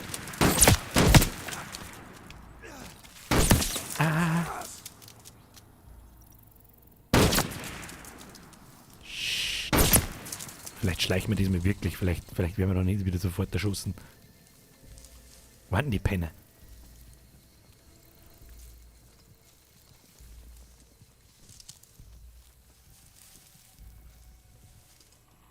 Und jetzt? Ich bin noch da. Finde und töte den Scharfschützen. Der muss doch da vorne irgendwo sein. Wo ist denn? Oh, der blöd da schon so gleich. Der kann eigentlich auch nicht mehr laufen, wenn du mich fragst. Wo ist denn? Was ist jetzt da? Ich bin da. Da ist der Mission Marker. Wo muss ich hin? Er muss ganz nah sein. Achtet auf die Baumkronen. Ah.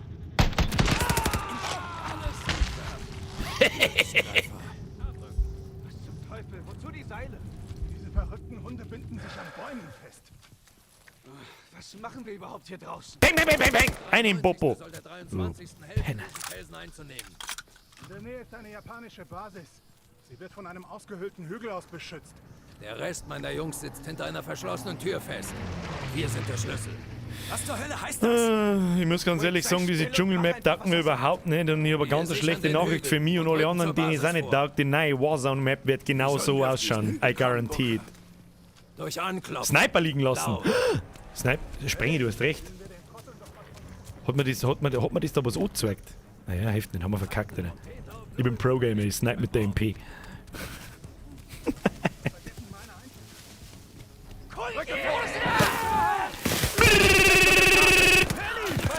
Ich nehme noch das da. Granaten. Dann war der Flammenwerfer kaputt. Na, da ist auch Granaten. Schmeiß mal einfach mal. Leg dich irgendwo hin, Bürger. Ich seh keinen. Mei, das Auto-Aim. Das ist aber ein schlechter Witz, Kinder. Ich kann selber zielen. Tut mir leid, ich brauche kein Auto-Aim. Entschuldigung. Weiterfeuern, auf was denn? Seid zwar nicht besser, aber ich kann selber schießen. Ist das für euch in Ordnung, wenn ich selber schieße? Das hat mir richtig gut gefallen. Gib mal mit das da. Wollek, was ist denn das verteilt? Wollek, was ist denn das, Alter? Ich sehe überhaupt nichts. Ich bin lieber Heload noch. Fons! Geht's in Flammenwerfer, Fons! Jetzt noch weiter! Los. Munition. Nehmen wir mit. Also wie für ein Arsch ist denn das Auto-Aim, bitte? Ich wäre so dankbar, wenn es einfach weg wäre.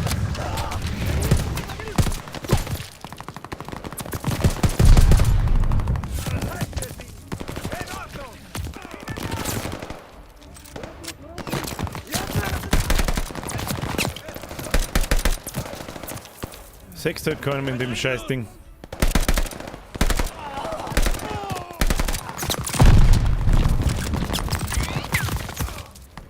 Was ist denn das für ein MG da hinten? Ich sehe ihn halt einfach nicht. Hat's nicht schon. Ich habe keine Munition mehr. Muss ich mit meiner Pistolenviere. Wird nichts helfen. Puh. Das ist die Schellengun-Birger. Ja, ich fürchte auch. Wieso bin ich nicht schon wieder grau? Stirbe ich schon wieder. Und was stirbe ich jetzt wieder? Immer mit das Ding. Da habe ich so ein paar Schuss beieinander. Das ist ein Wahnsinn. Das ist ein Wahnsinn. Kann man jetzt die Mission beenden? Ich würde wieder gerne in normale Nicht-Dschungel-Sachen umeinander kämpfen. Das war toll. Da hat ich mich gefreut. Gefällt mir nicht die Mission, muss ich ganz ehrlich sagen. Ich mag den Dschungelscheiß nicht, ich mag diesen japanischen Scheiß nicht, ich mag die Waffen von den Japanern nicht. Gefällt mir nicht. Gefällt mir nicht. Wir tun, was wir können. Uns am Leben zu lassen würde schon reichen. Mein Bruder kämpft in Europa. Wenn Mama beide Söhne Schau mal rechts auf Feld 18 ist, was ist Gerste, erntereif, halt Windsfriedhof. Ist nichts im Vergleich zu Mama Howard. Eine Woche noch. In einer Woche wird Bulldog gefahren. Hoppala, da steht mir ein Pipp umeinander. Muss ich aus dem Battleschirm. Entschuldigung. Ist das der Hügel? Hast du Battlefield Vietnam damals gespielt? Nein. Scheiße! Das ist wohl ein Witz. Bist du irre? Es gibt ein Call of Duty World at War, da war es ähnlich. Da ist auch Japan-Krieg und so und alles die Stauern und scheißen Ding. Gefällt mir nicht. Ihr kommt mit mir. Alles klar. Howard, du bist unser Drache. Howard, der Drache. Wird der Beschuss heftig. Du musst den Bastarden ordentlich einheizen. Einheizen? Du heißt insgeheim heißt Howard, auf Deutsch heißt Hans. Ja? Du hilfst Private Howard unter dem Draht durch. Und dann gibst du ihm Deckung auf der anderen Seite. Verstanden? Am Himmel bin ich dein Mann. Aber das? Ich bin nicht der Gesicht im Schlammtyp. Roman, merci für deinen Zwickel. Freibelegend, merci für den Fünfer. Nach der Meisterschaft im Bier zuschauen, merci für die lustigen Streams. Ich hoffe, Sie haben Spaß. In der Mission habe ich jetzt heute ausnahmsweise mal keinen Spaß. Oder nicht viel zumindest. Aber ich gebe mir Mühe. Und leise jetzt. So, Hans, du musst auch runter. Ich muss auch runter. Oh, ich kann leider nicht so schnell gehen wie meine Kollegen in der Hocke. Oh Gott. dreckerten Hügel. Auf einem dreckerten Hügel diese Leute jetzt spotten. Ich hab harte Hell Let Loose Vibes. Ganz harte Hell Let Loose Vibes habe ich gerade übrigens. Kriegen wir schon. Jackson, Kriegen wir schon. Oh, ich muss da um. Ich muss ihm quasi den Stachel drauf den Tee halten. Für das bin ich gut genug. Etwas Hilfe? Ja, ich komm schon heute mal. Grinst der Winke. Zeit, dass du mit anpackst. Ich weiß nicht, wenn du hier gerade so nicht lang umeinander laufst, so Trottel. Muss wahrscheinlich gleich bummen, er ist fort. Auf alle Fälle bliert der Tank, hast du es gesehen? Oh, ich ahne fürchterliches. Hans, geht's dir Hans, du blutst ein wenig. Ich hab keine Zeit zu bluten. Wäre das Hell Let Loose, wärst du schon tot. Ja, ist möglich. Toll. Krieg ich jetzt den Flammenwerfer? Ich mag den Flammenwerfer. Ich kann das Ding nehmen. Ah, da gehen schon wieder Kugeln durch die Storne. Ich lerne schnell. Ja, gib mir das Ding. Gib mir es einfach. Schwerer als es aussieht. Los. Noch viel heißer. Was ist heißer? Vergeltung. Also dann. Gib mir den Shit. Ich bin jetzt der Hans. Look at me, I am the Hans now. Was muss ich jetzt tun? Unterstütze die... Der Bunker. Ja, was für ein Bunker? Soll ich mich da rein teleportieren, oder was? Au! Ich weiß nicht, wie sollen wir jetzt vorbeikommen? Ich habe keine Ahnung. Ja, komm hier. Jackson, auf den Bunker. Wir geben dir Feuerschutz. Los! Ja, ich komme schon. Setz den Bunker mit der Fackel.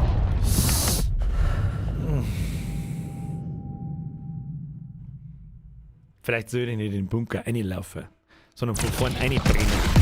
Der Bunker! Jackson, auf den Bunker! Wir geben dir Feuerschutz! Los!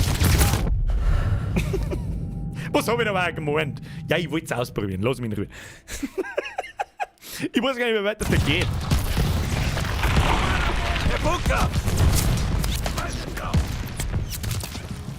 Wo ist eine gute Pose? Die gute Pose hat er.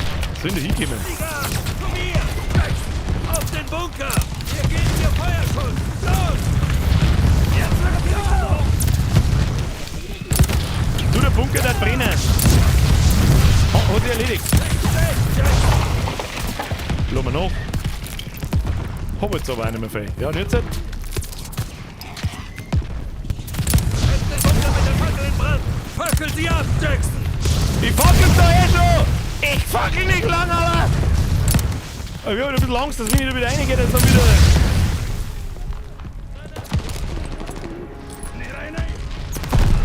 Ja, ich seh halt da drin wieder nix und die schießen dann wieder und... Sichere den Felsen. Was jetzt sein?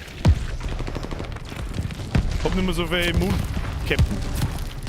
Wo muss ich hin? Wieso kommt...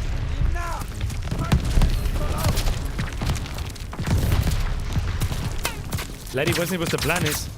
Was ist der scheiß Plan? Muss ich da durch den Bunker durch oder was? Okay, probieren wir's. Nein. Was für Geschütz? Geschütz schon wieder.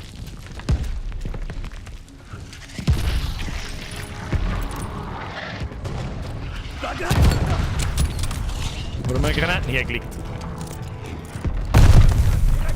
Kann er sich auch schminken, der Zipfelarm, der. Den Hügel rauf! Ich glaube, ich hab ihn.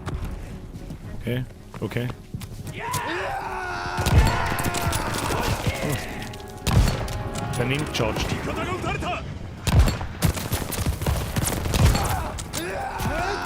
Ja, Entschuldigung! Ich muss eine Viertelstunde... Okay. Also keine Ahnung. Also, Entschuldigung, aber die Mission ist... absoluter Schrott. Irgendwo chargen irgendwelche Leute her. Den Hügel rauf! Ja, den Hügel rauf, das sagst du so einfach. Wenn irgendwo aus dem Nirvana irgendwelche Leute daher chargen.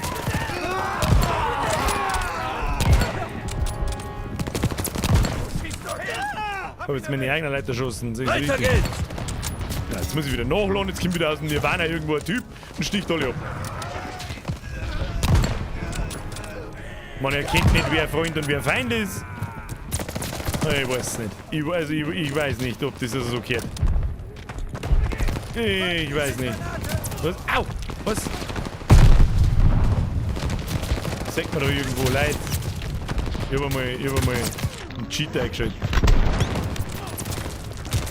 Mei, das Auto-Aim, Alter.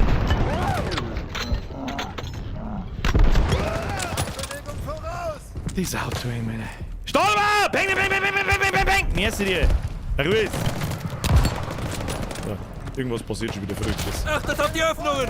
Wait, pass auf! Das war der Schuss mit einer Kugel, da schaust du. Gib mir mal das Ding. Gib mir mal das Ding. Rein da! Los! Los!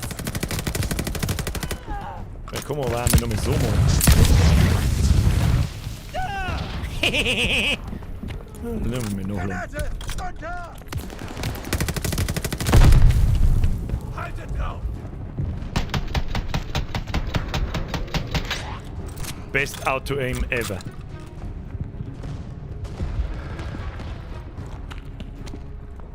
Was haben wir jetzt da schon wieder? Oh. Mach ich nicht. Mach ich nicht. Gib mir Moon. Okay. Weiter geht's. Mach die Kanone platt! Geht klar, Boss!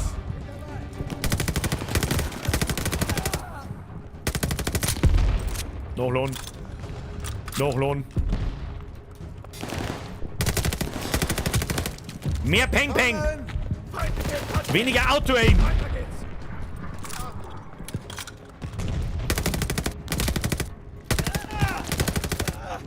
Noch ein Geschütz, Pelfrey!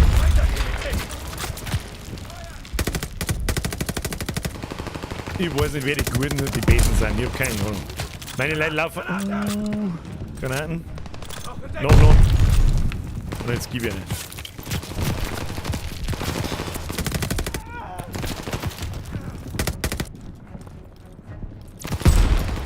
Zeit! Bewegung! Bin dran, Sarge! Achso, meine Granaten ist wieder gleich durchgeflogen. Hab schon verstanden. Kriegen wir's ihn!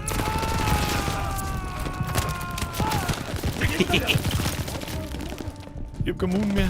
Ah, gib mir irgendwas. Ah! Was war das? War das ein Pumpgun? Die brauch ich!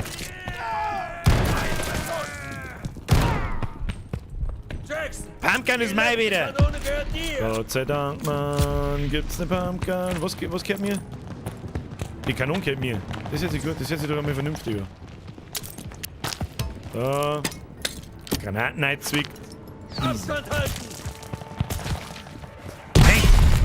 So mal nicht. Munition, nehmen wir auch mit.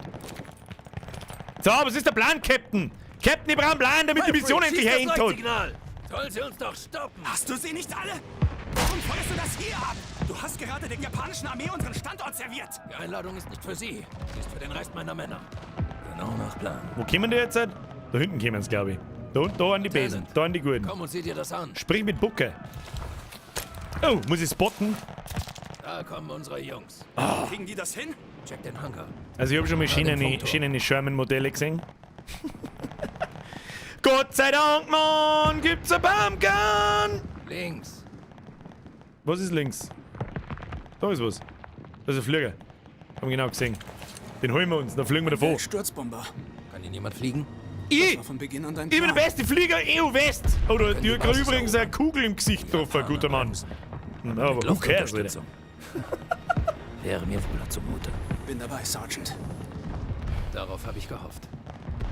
Gehen wir da runter. Du schaust ein bisschen bekifft aus, muss ich sagen. Ich bin mir nicht sicher.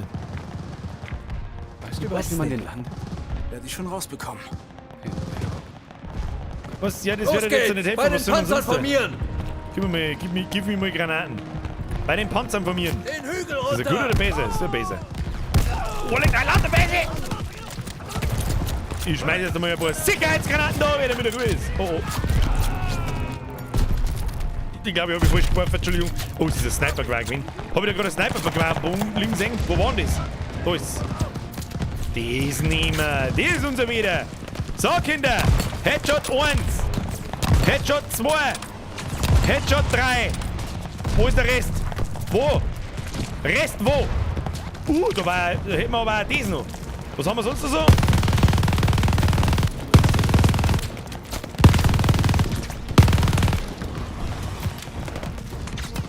Jetzt machen wir so und lassen wir das Auto ja den Rest erledigen, oder wie?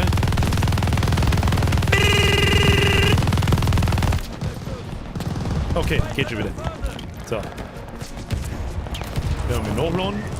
Der Rest der schießt mir natürlich unter dem Springen. Alle ausschalten! Oh, daneben. Au!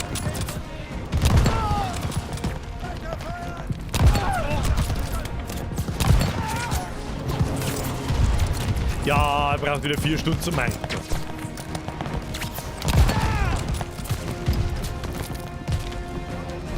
Wo sind die Gegner? Das ist kein Gegner. Oh, das ist kein Gegner.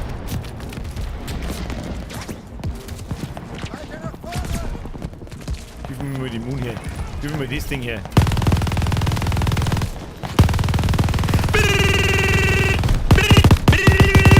Ich sag nichts von lauter Wackeln.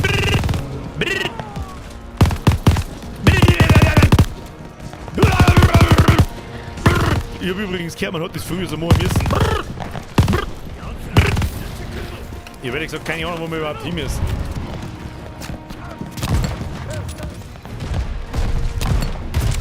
Für den Panzer! So, die Panzer müssen wir uns geheißen! Au, da paar Granaten, ich hab's nur genau gesehen.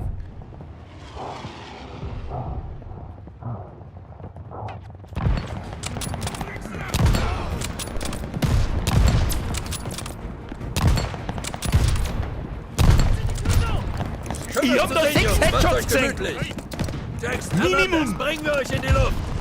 Alle anderen rücken vor! Wo sind die Gegner? Ich sehe keine Gegner. Da sind ein paar Gegner. Wir haben Panzer! Gib ihnen! Gib ihnen, Sherman Sepp! Gib ihnen! Ich weiß nicht, was ich tue. Wir müssen uns hinter dem Panzer verstecken, glaube ich. Ich sehe gar nichts, gell? Ich sehe gar nichts. Granate wo? Oh, Scheiße.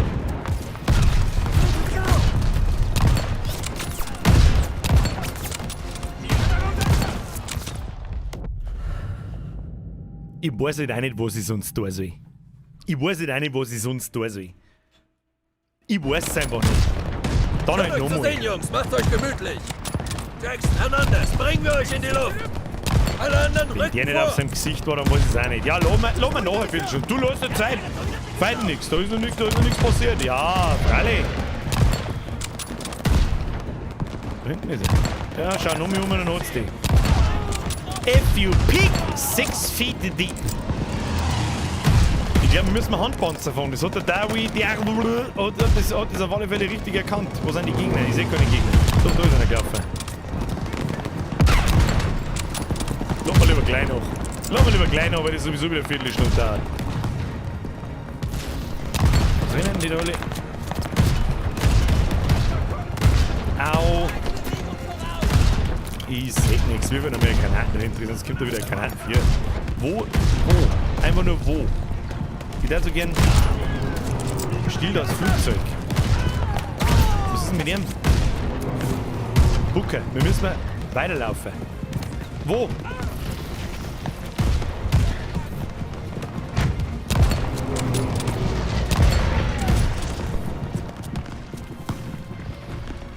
Bucke, ich bin am Start. Da haben wir uns jetzt gegenseitig drauf vergütet. Muss ich mich ein Hauseckerl konzentrieren können. Hauseckerl bloß. Sag kein mehr, da ist einer.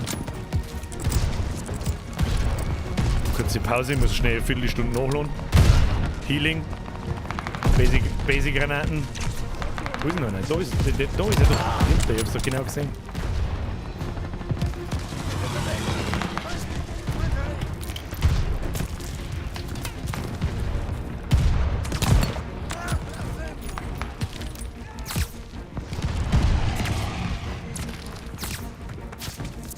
Der Hangar ist gleich da vorn.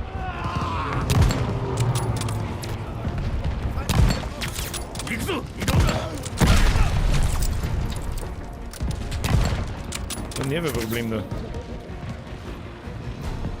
Ich muss nachladen.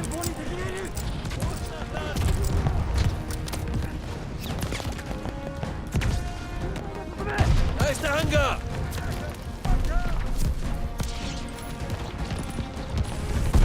wer blitzt denn da durch?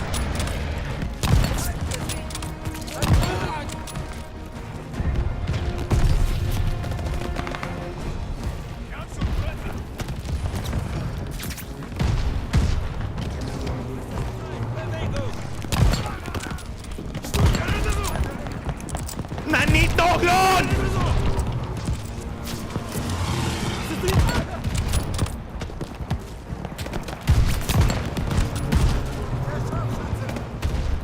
Wo? Feindlicher Scharfschütze, aber wo? Jetzt gibt's mal eine Pumpgun. Den Gott sei Dank, Mann, gibt's eine Pumpgun und jetzt haben wir es geschafft, oder was? Eine Fliege jetzt! Wir schieben euch aus dem Hangar. Peng, peng! Nimm das! Ja, das ist mein wieder. Das ist Magie. Aber ich muss doch fliegen. Entweder fliegen oder schießen. Wir machen den Rest. Das hat mir jetzt gefallen am Schluss. Das ist eine schöne Mission. Durchrushen mit dem Scharfschützengewehr, Headshots verteilen. Oh, wo muss ich jetzt hinschießen? Bewegt eure Beine! Was muss ich schießen? Next, brauche Feuerschutz! Wo? Ich sehe gleich den Gegner. Flugzeug nähert sich! Ja, ich schieße aufs Flugzeug. Oh, wir haben schon wieder Auto-Aim im Gesicht. Was haben wir noch? Ach, schieß weiter, Wade! Du, ich schieß. Ich hab keine Ahnung, auf was ich schießen muss, aber ich schieß. Tu den in den Obi.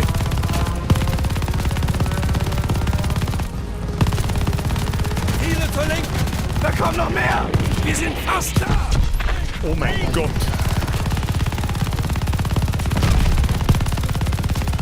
So, das ist das unüberhitzbare Todes-MG!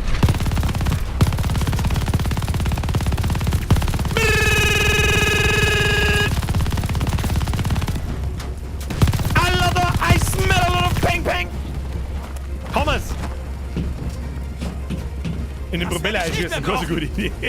Mittelmäßig. Zeig, was du kannst, Lieutenant. Nein, mag ihn wieder fliegen. Lass mich! Lass wirklich von der Insel runter! Bitte! Ich bitte echt! War klar, dass du das sagst. Dann mal los! Gib ihm! Ja, nein, ich muss schon wieder fliegen und ja, zieh auf, ich komm. Ja, Herrgott, selig. Oh, muss jetzt wieder Stuttgart.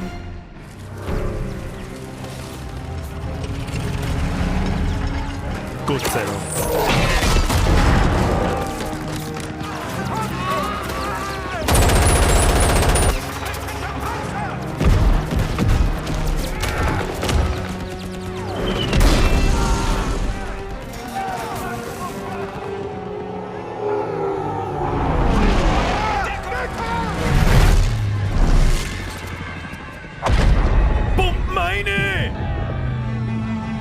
Bitte nicht noch mehr fliegen, bitte nicht.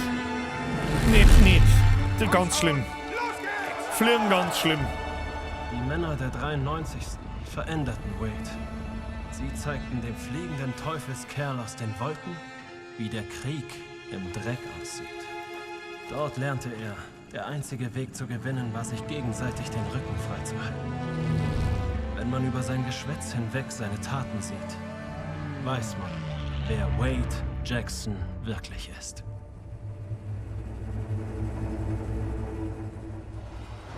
Coolmaker Level 9000.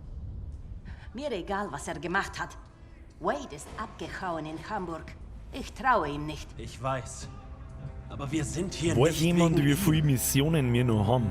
Oder wie weit wir ungefähr weil sind? die Krautfresser denken, sie könnten das beste Team knacken, das ich Da je gekannt schätzen wir ein habe. bisschen über die Hälften, oder? Also, was wir brauchen, ist ein Fluchtplan. Wir sind umzingelt von Nazis und wie es Ohne aussieht, geht noch. erreichen wir Bleib. nicht einmal lebend die Egal Tür. wie spät das ist. Vielleicht doch. Was sagt der Rest so dazu? Der Kilinator schreibt 63%. Sehr präzise. Ich habe eine Idee. Wir würden eine Show für Richter veranstalten. Es war riskant, aber wir waren zu weit gekommen, um jetzt aufzugeben, an die Akten zu gelangen. Schluss, man hätte die andere Mission einfach anders spielen müssen. Verschaffte uns Zeit. Ein bisschen blödel Scheiß muss sein. Schön, Sie wiederzusehen, Fräulein. Bitte. Bitte. Genau so habe ich mir dein seltsames kleines Büro vorgestellt.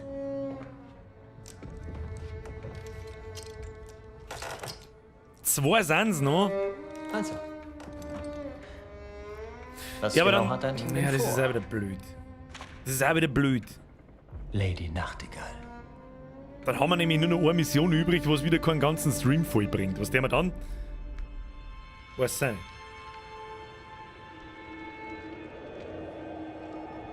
Stalingrad. Die Stadt, die den Ostmarsch der Nazis stoppte. Wäre die Stadt Stalingrad? gefallen, Hat's, glaube ich, in Call of Duty 1 auch gegeben. Die Deutschen unterschätzten Russlands Überlebenswillen. Sie unterschätzten die Stadt und ihre Verteidiger. Bei der letzten Mission, weil wenn wir wirklich, ich glaube nicht, dass wir im dritten Stream unter der 2 Stunden fertig werden. Und falls doch, spielen wir noch einen Multiplayer und machen wir so Zeit voll. Oder? Wollte nur Rache. Löwensepp! Das ist die beste. Da bin ich gespannt. Merci für den Euro. Schaut mich so, als spielen wir wieder unsere Russin. Im Ganz des Dritten Reichs war der Glaube zu erreichen, was der große Napoleon nicht konnte.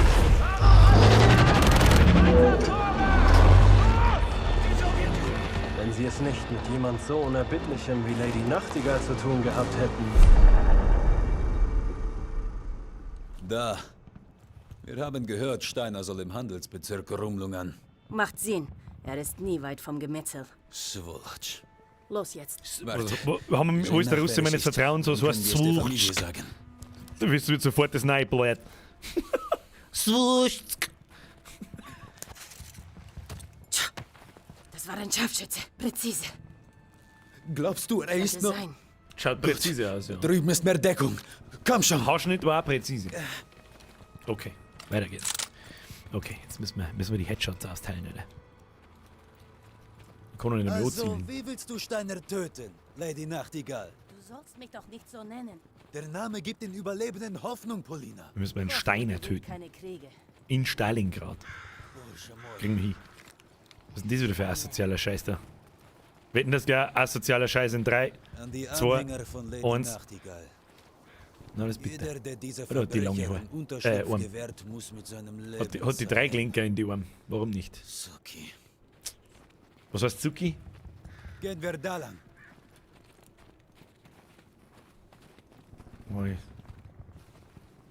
Setting gefällt mir. Wir sollten vorsichtiger sein. Ah. Kletterkanten dann wieder wunderschön mit gelbem. Alles ist grau, weiß, abgefuckt und Ding, außer die gelbe Plane, wo du aufkraxeln musst. Die ist Picobello. Picobello! Oh, jetzt müssen wir. Er tut spotten, nicht schießen, oder wie sehen das? Fernglas nehmen? Okay. Spotten. Look at me. I am the spotter now. Steiner. Steiner! Er fährt in Richtung Handelsbezirk. Du könntest wegen der Todesjäger recht haben, Mischa. Gehen wir, bevor wir ihn verlieren. Mischa, pass auf! Er ist voll wütend. Scheiße! Runter! Was sollen wir tun? Was war das? Was für Mischa signalisieren, den Beschuss auf sich zu ziehen? Was? Sieh das Feuer mit meinem Messer! Was? Du wurdest von einem Scharfschützen getötet, 4 signalisieren Mischa, den Beschuss auf sich zu ziehen. Scheiße! Ja, das hab ich gemacht. Was sollen wir tun? Zieh das Feuer mit meinem Messer auf dich! Bitte was? Vertrau mir einfach! Soll ich vielleicht warten? Ich leg ihn ab! Hat's ihn schon. Ah, das ist geil gemacht. Bereit zum Schießen! Ich geb dir Rückendeckung! Hab sie erledigt! Weiter! Ja, das ist geil gemacht. Hätte vielleicht kurz warten sollen. Müssen wir... Jetzt warte mal, kann man aufschützen. Wollen wir nochmal? Ja, was ist jetzt halt? Also kann man weitergehen, oder was?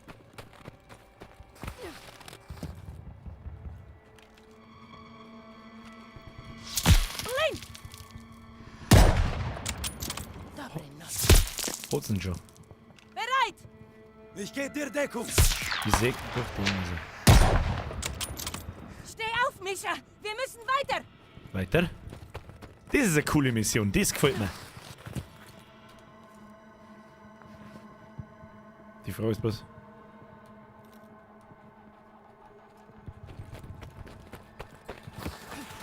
Nicht mehr in den Kopf schießen. Psst.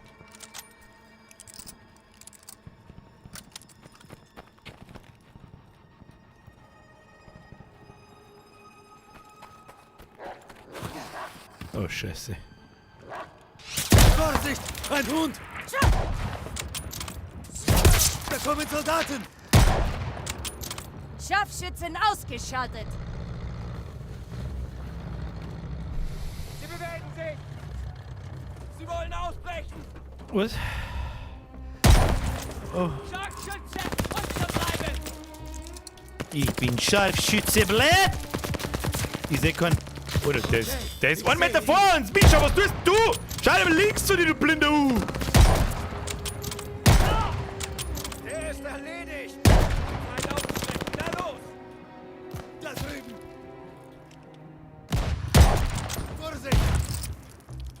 Konzentration, Kinder. Au. Ich hab nur noch einen Schuss. Hab eine Lücke entdeckt! Ich rücke vor! Ich brauche Munition, Mischa. Nein, nimm lieber das.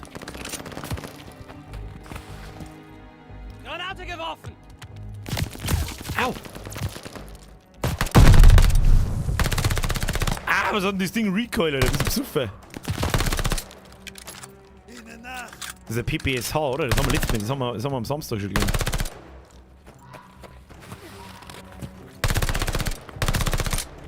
Da kommen noch mehr! 2 Jungs!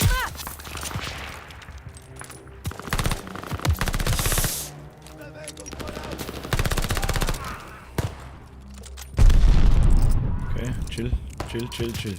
Lad nach in Ruhe. Und dann muss aber... Au. Dann muss aber auch jeder Schuh... Ah, ich hab die schon gesehen, der Drecksau. Die Scheißgranaten. In Stalingrad ist nur Platz für eine Scharfschützin. Bla bla bla!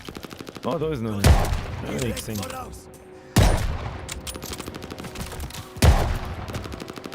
Okay. Was hat denn jetzt Holz? Ah, wer kennt es nicht? Das Red Dot aus dem Zweiten Weltkrieg.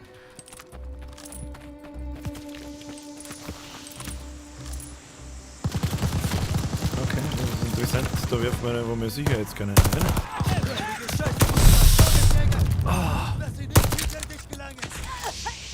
Lass sie nicht hinter dich gelangen, das sagst du so leicht.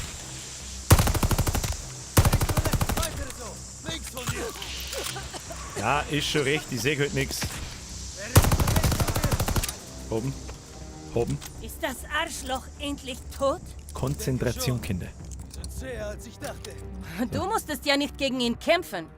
Kämpfen, blöd! Struschka! Oder was hat das vorher geheißen? Ich weiß nicht mehr. Ich weiß nicht so recht, wo wir hin müssen.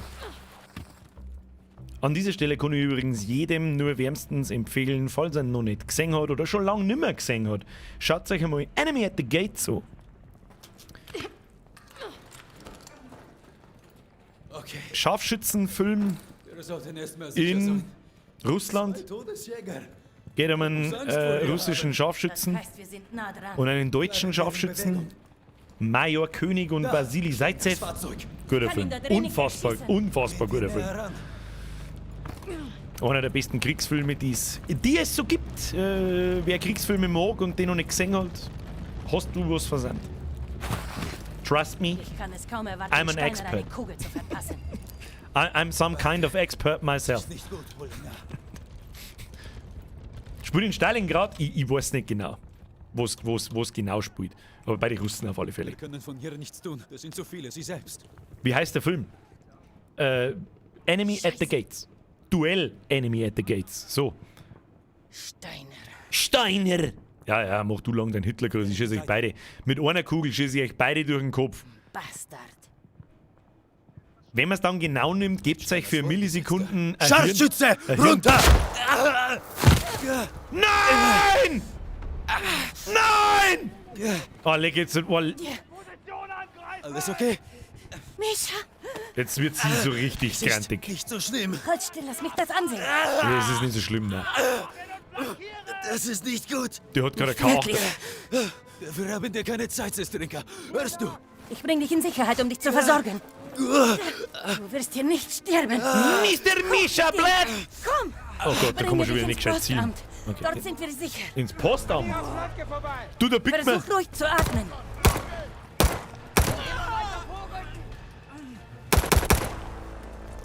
Nachladen mit einer Hand, natürlich, wie auch sonst.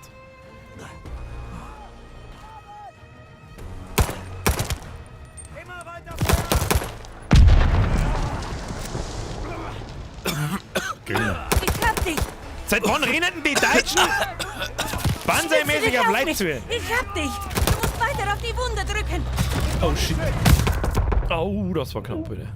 Der vielleicht nicht nach jedem Schuss nachladen. Oh, uns geht's nicht gut. Uns geht's nicht gut. Scheiße! Leider, uns geht's nicht gut. Halt dich an mir fest! Zurück. Position halten! Bleib bei mir, Misha! Misha, bleib!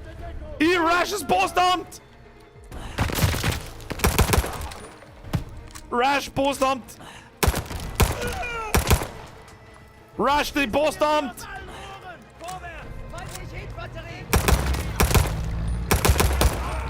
Sie kommen näher! Ja, wir kommen aber auch nicht. Postamt ist gleich da. Schnell! Scheiße! Raketen!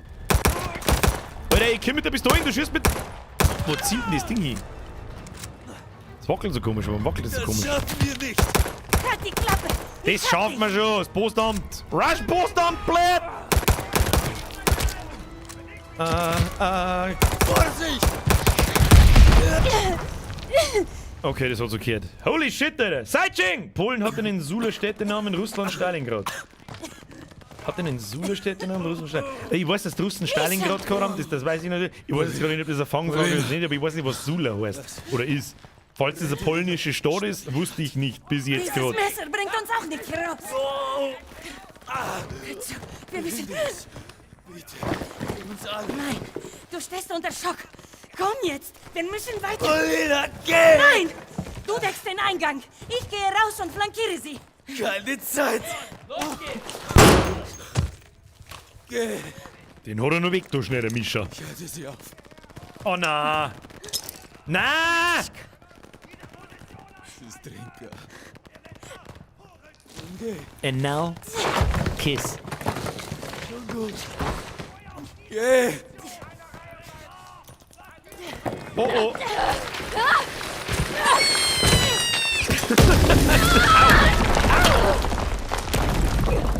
Der lustige Ringtrick. Herr Seitsching! Nein, sollte super heißen. Hab fettfingert. Polen hat einen super Städtenamen. Russland Stalingrad. Okay, jetzt habe ich es zumindest halbwegs verstanden. Oh, ich muss mich schon wieder bewegen. Es hat so nach Cutscene ausgeschaut. Bin schon wieder unterwegs. Es schaut so finster bei euch aus. Seht ihr da schon was? Ja. Glaub schon. Press F in Mischka, ja war gut. Er hat das Messer für uns in den Tee gehalten, damit wir mir einer sauber ins Fressbrett schießen können. Easy.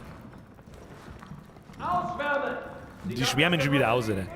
Wer nicht F presst, schlägt dann Ari seine Gockel. Was ist denn das, oder? Was passiert jetzt da? Hab jetzt keine Waffen mehr. Wieso hab ich keine Waffen mitgenommen? Was zur Hölle? Ich muss jetzt schon wieder schleichen. Ich mag nicht schleichen! Oh, da müssen wir krabbeln. Krabbeln! Krabbel, krabbel! Los, diese Etage sichern! Was haben wir da jetzt wieder gefunden? Lady Nachtigall, ich weiß, dass du hier bist. Bastard! Dieses Mal entkommst du mir nicht, kleiner Vogel.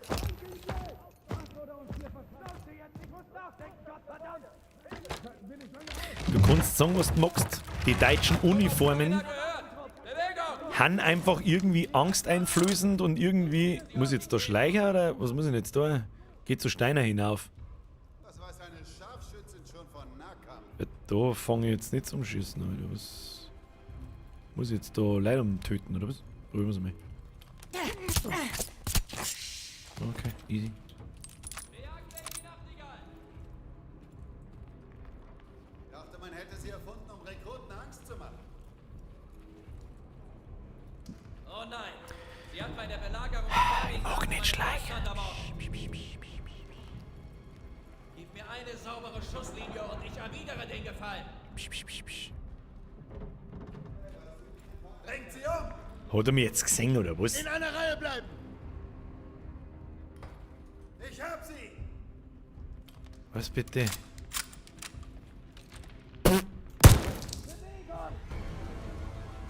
Na gut, müssen wir wieder Action machen.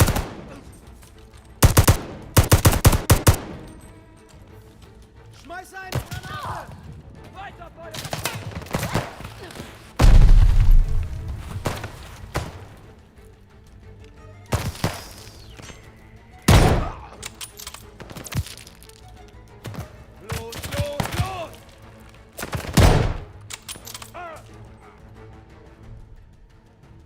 Deswegen die ganzen Puppen. Ne?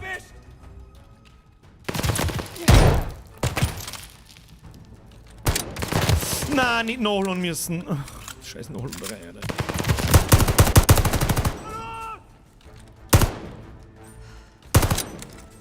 Granate geworfen! Ja, ich schmeiß mal ja nicht zurück zu sich. Hosen schon gebreselt. Oh, haben wir da endlich einen Karabiner? Den brauchen wir. Meine Waffen, da bin ich daheim. Ich lasse mir mal schnell nach. Wer rückt da wo vor? Das erzählt er dann schon, wer da vorrückt. Geh ich zum Steining auf und sage ihm Hallo.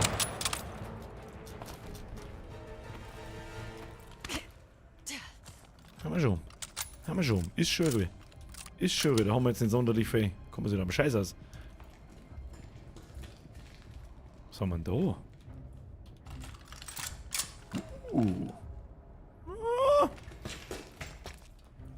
Hat nicht ganz so schöne. Aber ich weiß nicht so recht, was ich da jetzt soll. Ah, da wieder durch. Hast du sie gefunden? Nockerbetsy-Puppen! Gefunden. Ja, mit dir. Ist auch hochgestoßen. Hab keine Zeit zum Schleichen, jetzt wird geschossen. Ach, das ist kein Repetiere. Das ist kein Repetiere, das ist ja super awesome. Ja, mal den. Das ist ja super awesome. Was war denn das? Ein G43? Bin ich ganz sicher. Wo muss ich... Was drüben während Wänden zu klettern und zu springen? Ah, wir haben wieder kurz bei Assassin's Creed. Hab ich schon verstanden? Aber jetzt gibt's Stress. Ich weiß nicht recht, wo ich jetzt hin muss. Aber jetzt Das ist das Gebäude! Los! Mr. Pfeffer, habe Bürger, mein Freund, wie geht's uns denn heute? Wir haben ziemlich aufs Maul gekriegt. Herr Pfeffer, Sie kommen reichlich spät, aber wieder, Hauptsache wieder mit einer Riesendrum-Donation. Das ist wichtig. Den habe ich noch schnell weg da. Damit nichts passiert. Okay? So. Pfeffer, merci dir. Du bist auch einer von denen, ich brauche nicht sagen, 25 sind zu viel, weil es sowieso keine Ruhe gibt. Ich weiß eh, was es ist. Merci dir, Brudi. Aber es geht gut. Ich hoffe, dir auch. Ich muss mir meine Pip da bewegen, die steht aber in Kamera ein. Das ist neu. Und das muss ich mir erst noch gewohnen. Sie kann nirgendwo hin! Oh, da ist der Steiner. Schneller. Knarre raus, ich schieße ihm ins Gesicht. Schaffe ich natürlich nicht, sehr klar. Weil da unten wuseln so viel, wie wieder mit 2, 3 Granaten da habe. Was ist mit denen? Laufen umeinander wie Tratzen. Schau, wie Tratzen aus den Löchern kommen. Nein, war sowjetisch. Was? Irgendwann der Horror-Oktober ist vorbei, oder? Da kommt der Nazi-Sepp und schmeißt meinen Schrank auf. What the fuck are you doing?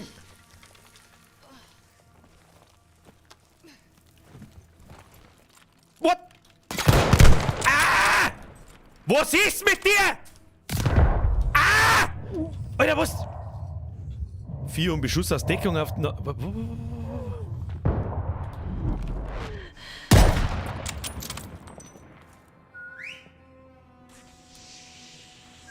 Diese Männer haben schon größere Bedrohungen als dich ausgeschaltet. Versteckt man selber mal. Du bist hier ganz allein. Ich bin in der Lohr, ich hab mein Scharfschützengewehr dabei, das gelangt. Welcome to the squad, Brudi. Danke dir. Ich muss mich gerade ein bisschen konzentrieren.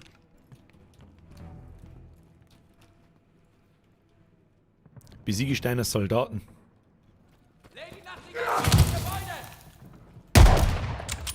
Was?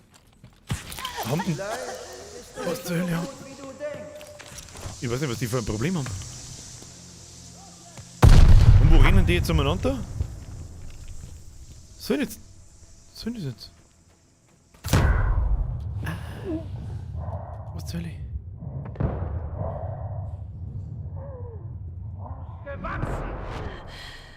Ja, ich sehe aber nichts.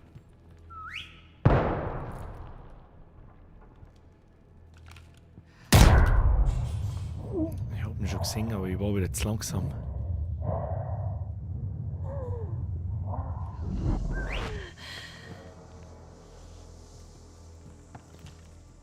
Ach, den kann man bloß einmal. Okay. Das ist cool gemacht. Sehr cool gemacht sogar. Gefällt mir gut. Sehr cool gemacht sogar. Macht diesem Ärgernis ein Ende! Man muss quasi da über das Lockding. Mehr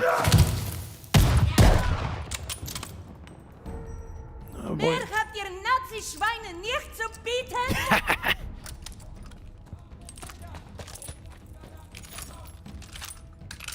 Nein, nicht mehr Scharfschützengewehr hergeben, bist du besoffen. Lady Nachtigall ist irgendwo hier drin. Sie kann uns nicht alle... Ja, kann ich schon. Du nicht. Ihn hat's erwischt!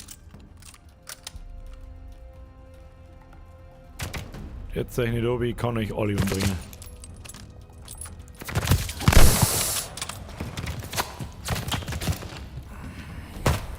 Lady Nachtigall, wir werden dich kriegen.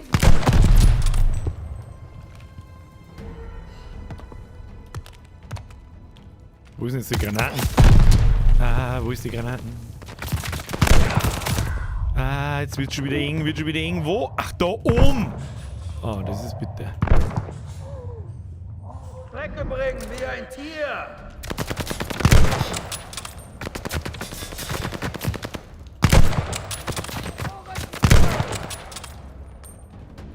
Wait. Intense mission. I like it.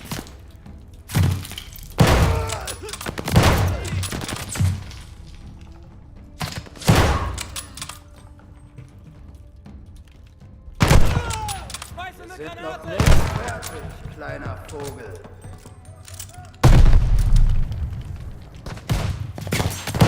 Alter, wie viel sind denn das? Mach ich schon wieder irgendwas falsch?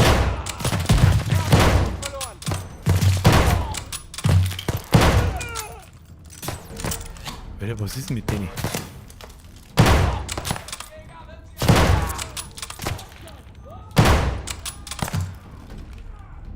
Ein russisches Mädchen hält uns nicht zum Narren. Mach schon wieder Schleier. Mach nicht Schleier. Keine Zeit zum Schleier. Nur mit konzentrieren, Leute. Ich muss Headshots austeilen. Schmeiß deine Granate! Schmeißt mir einfach direkt ins Gesicht, der Penner. Oh, der war miserabel. Oh, da ist schon wieder der andere Typ hinten.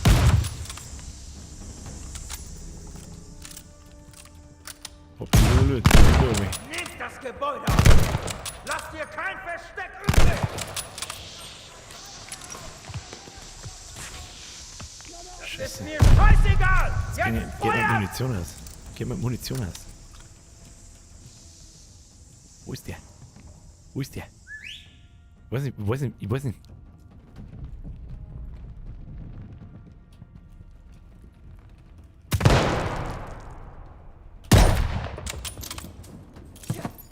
Hoppala.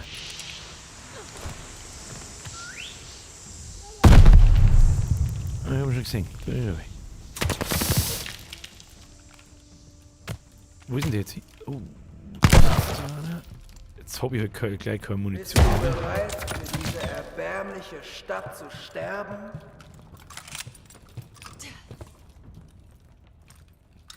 Noch. So eine die hätte sich so richtig geil Peng.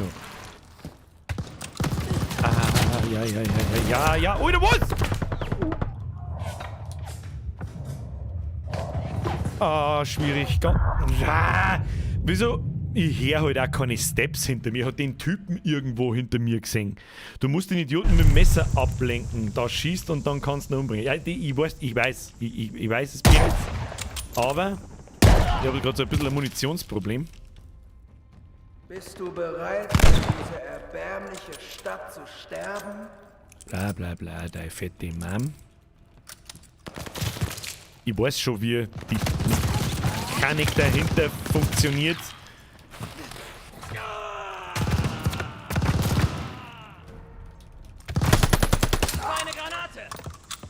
Aber ich will halt da immer wieder von... Oh.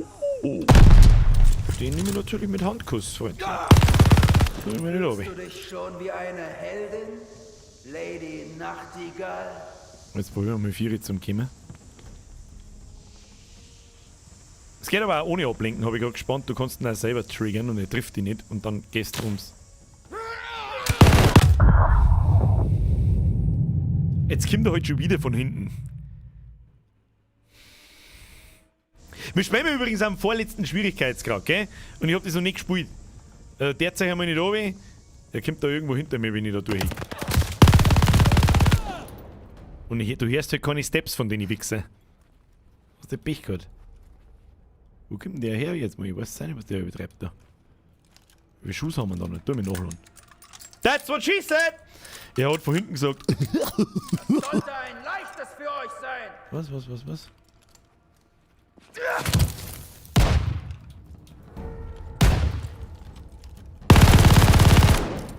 Tu dich nicht runter. Hat's dich schon. Mistkrippe. Du bist allein, alter Mann. Deine schicken Soldaten. Das ist aber ein G43. Du bist der Nächste. Aber Mr. Steiner, jetzt schieße ich da ins Gesicht hinein. Das ist eine sehr geile Mission, sehr geil gemacht. Also gut, es wird wahrscheinlich auch sehr viel persönliches Empfinden. Aber, taugt mir viel besser als die japanische Dschungelmission. So, jetzt muss ich bloß schauen, weil der garantiert nämlich da irgendwo selber so eine Art Major-König ist. Bin ich mir fast sicher. Wo denn? Ich weiß nicht so recht, wo ich hin soll.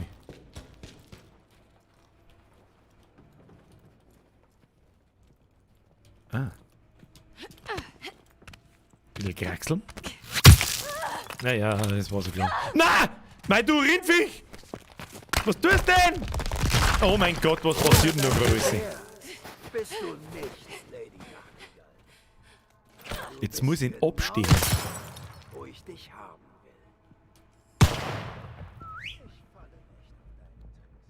will. Oh, Scheiße.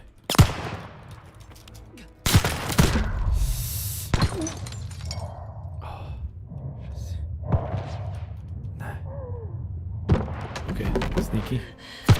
Du entkommst nicht lebend aus Stalingrad. Nein. Muss ihn jetzt abstehen. Du kannst dich nicht ewig verstecken, kleiner Vogel. Kleiner Vogel. Kleiner Vogel. Ja, oh nein, da müssen wir kraxeln. Kraxel.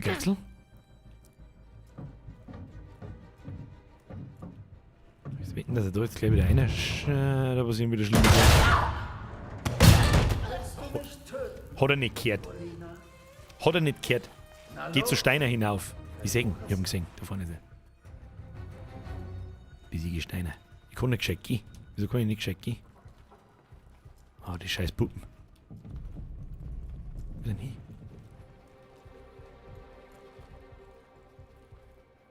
Ich weiß nicht, haben wir jetzt in Horrorhausen... Du hättest uns alle besiegt.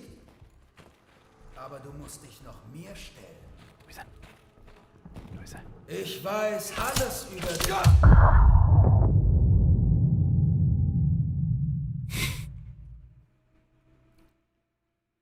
Hä?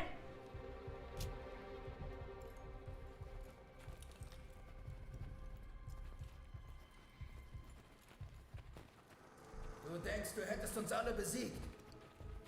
Aber du musst Besiege dich noch Steine. mir stellen. Muss ich da jetzt irgendwie von hinten kommen, ein bisschen ein... Ich weiß alles über dich. Oh Gott, der sagt ja Olina. da. Die arme, kleine Krankenschwester, die ihr Zuhause verteidigen will. Hat Papi dir beigebracht? Was ist denn jetzt sein Problem? Oder vielleicht dein Bruder? Da bist du ja. Oh, scheiße. Mistakes were made. Wo sind sie jetzt? Russische Schlampe! Autschen. Mein Messer blinkt!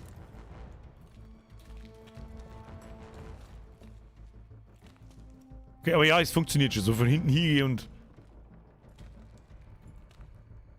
Wo ist er denn jetzt?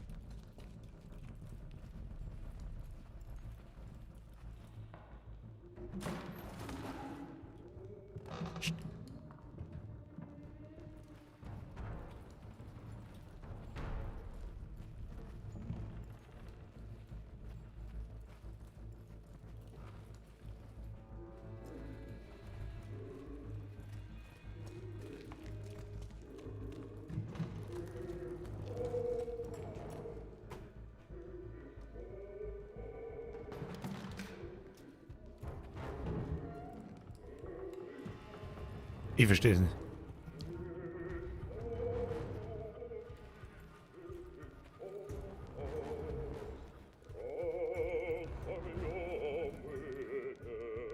Da bist du ja wieder. Tot, nehme ich an. Deshalb bist du so wütend. Du glaubst, ich wäre der Grund für all... Mist! Scheiße! Du Kack-Motherfucker!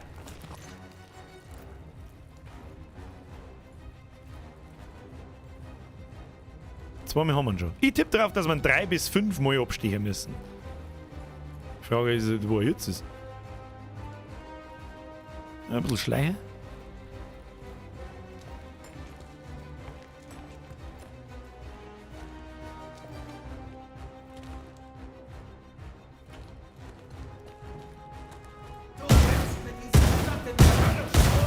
Schießt doch gewinnt! Ah! Das ist das letzte Mal!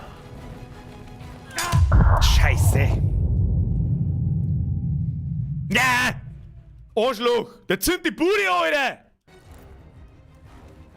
One da jetzt. Will man einfach gängen? Ja, können wir nicht bringen.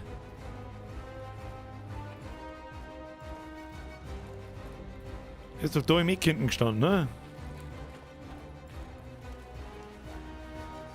Da war er.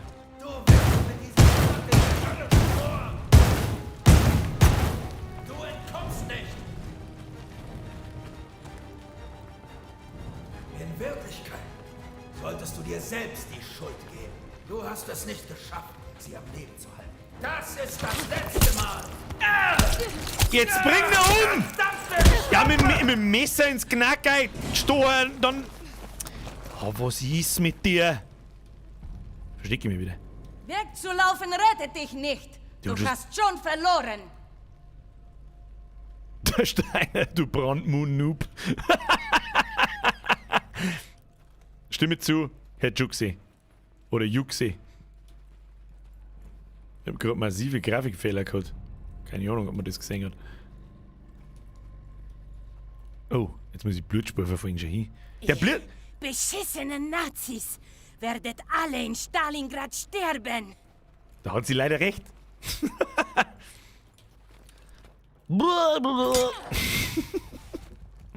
Achtung, er springt mir gleich wieder los, garantiert. Du hast mir alles genommen. Jetzt bin ich dran. Der bleibt doch eh schon aus 18 Legen. Da kann doch eh nicht mehr weit kommen. Schau mal hin. Weiß ich nicht, wie viel Blut kann man verlieren? Haben wir mir irgendeinen Mediziner da? Wie viel... Oh, Meister. Das bringt dir keine Genugtuung. Ah, doch. Es ändert nichts. Bla, bla, bla, bla. Wir vernichten euch alle. Du wirst gar nichts mehr tun. Nicht ich. Spring. Herr Friesinger. Halt dein Maul, ich stich dir einfach ab. Wird schon passen. Faschistgeier! Svinja! Und jetzt ein Kick am Platten noch nicht. Dank dir bleibt mir nur dieses Messer.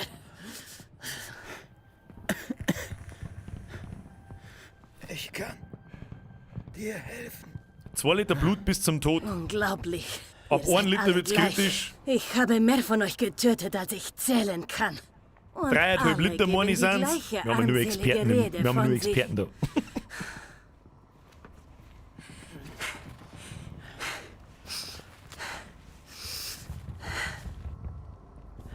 Friesinger. Friesinger! Soll er mir vielleicht Angst machen? Noch ein Stück Faschistendreck.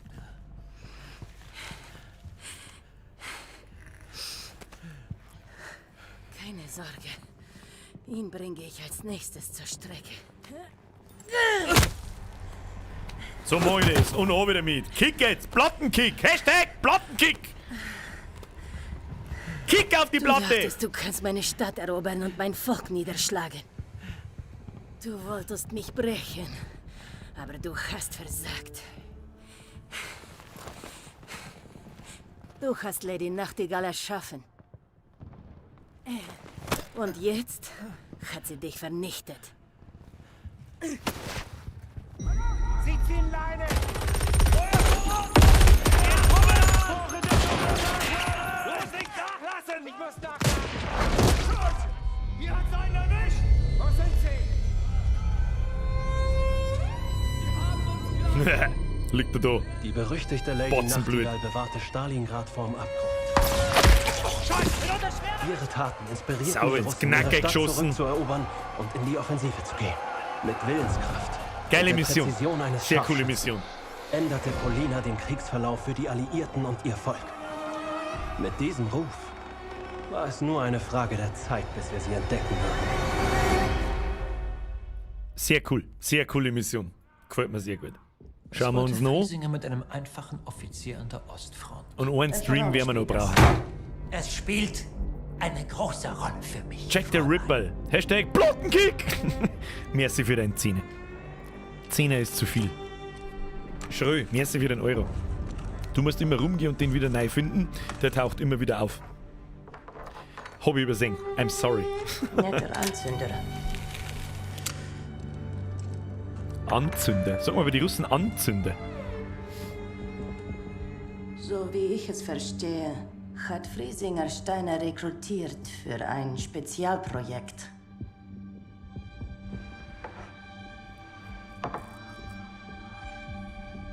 Projekt Phoenix. Kann sein. Ich weiß nur eins. Sie nimmt den großen Aschenbecher. Mein Ziel war Das Friesinger. sind quasi die Bastards in Call of Duty. Ja, das stimmt. So ein bisschen den Eindruck habe ich auch. Aber da fein noch ein paar Es muss einen besseren Weg herausgeben. mehr outstanding Characters. Ich weiß nicht, wie ich sagen soll.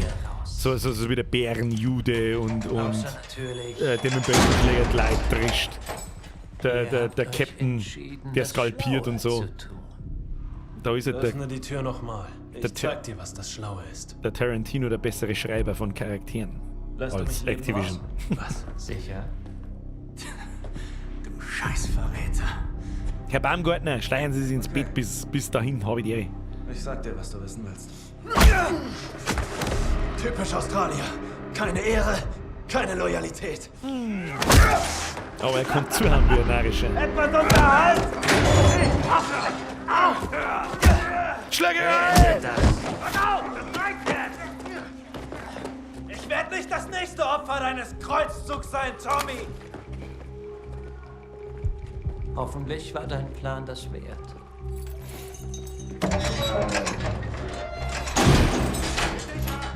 Es wird halt wahrscheinlich die Geschichte von dem Australier kommen. Und am Schluss. Oder wie viele Leute sind es? 6? Ich wusste, du Sind wir? würdest diesen Ja, keine idiotischen Plänen deines Teams ein Ende Oh! Ihr tötet euch jetzt gegenseitig, was? Peng, peng! Zurück! Zurück.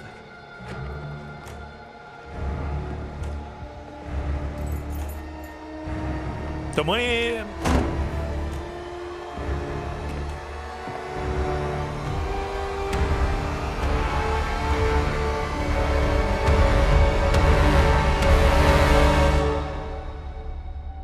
Schaut ein wenig geschreckt. Der Hitler-Sepp. Ich weiß, warum du kooperierst. Ich würde auch keinem Neger gehorchen. Das verstehst du falsch, Kumpel. Was heißt das? Leid! Ich kann nichts dafür! YouTube, ich kann nichts dafür! Das Wort war... Weißt du nichts über Australier und... Leger! Bloß falsch deutsch ausgesprochen, Entschuldigung. Scheiße im Klo der Krone. Ja, verstehe, aber eure Nationen sind Alliierte. Ja, es war mehr wie Meister und Diener. Ich tat, was ich tat, weil für die Briten Leute wie ich leider nun mal entbehrlich sind. Er hat Regen rückwärts gesagt. Oh, Sand. Tobruk, 1941. Ungehorsam, pflegelhaft, nicht unvertraut mit einem Schauen wir uns noch schnell fertig an. Das ist Lucas. Eines musste man der SOI lassen. Sie war gut darin, die unwahrscheinlichsten Talente zu entdecken. Und Lucas hatte Talent.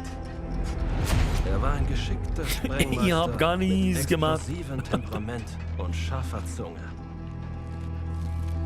Draußen in der Wüste waren die Ratten von Tobruk wie eine Familie. Ist Tobruk, ich weiß weder wo Tobruk ist, noch keine Ahnung.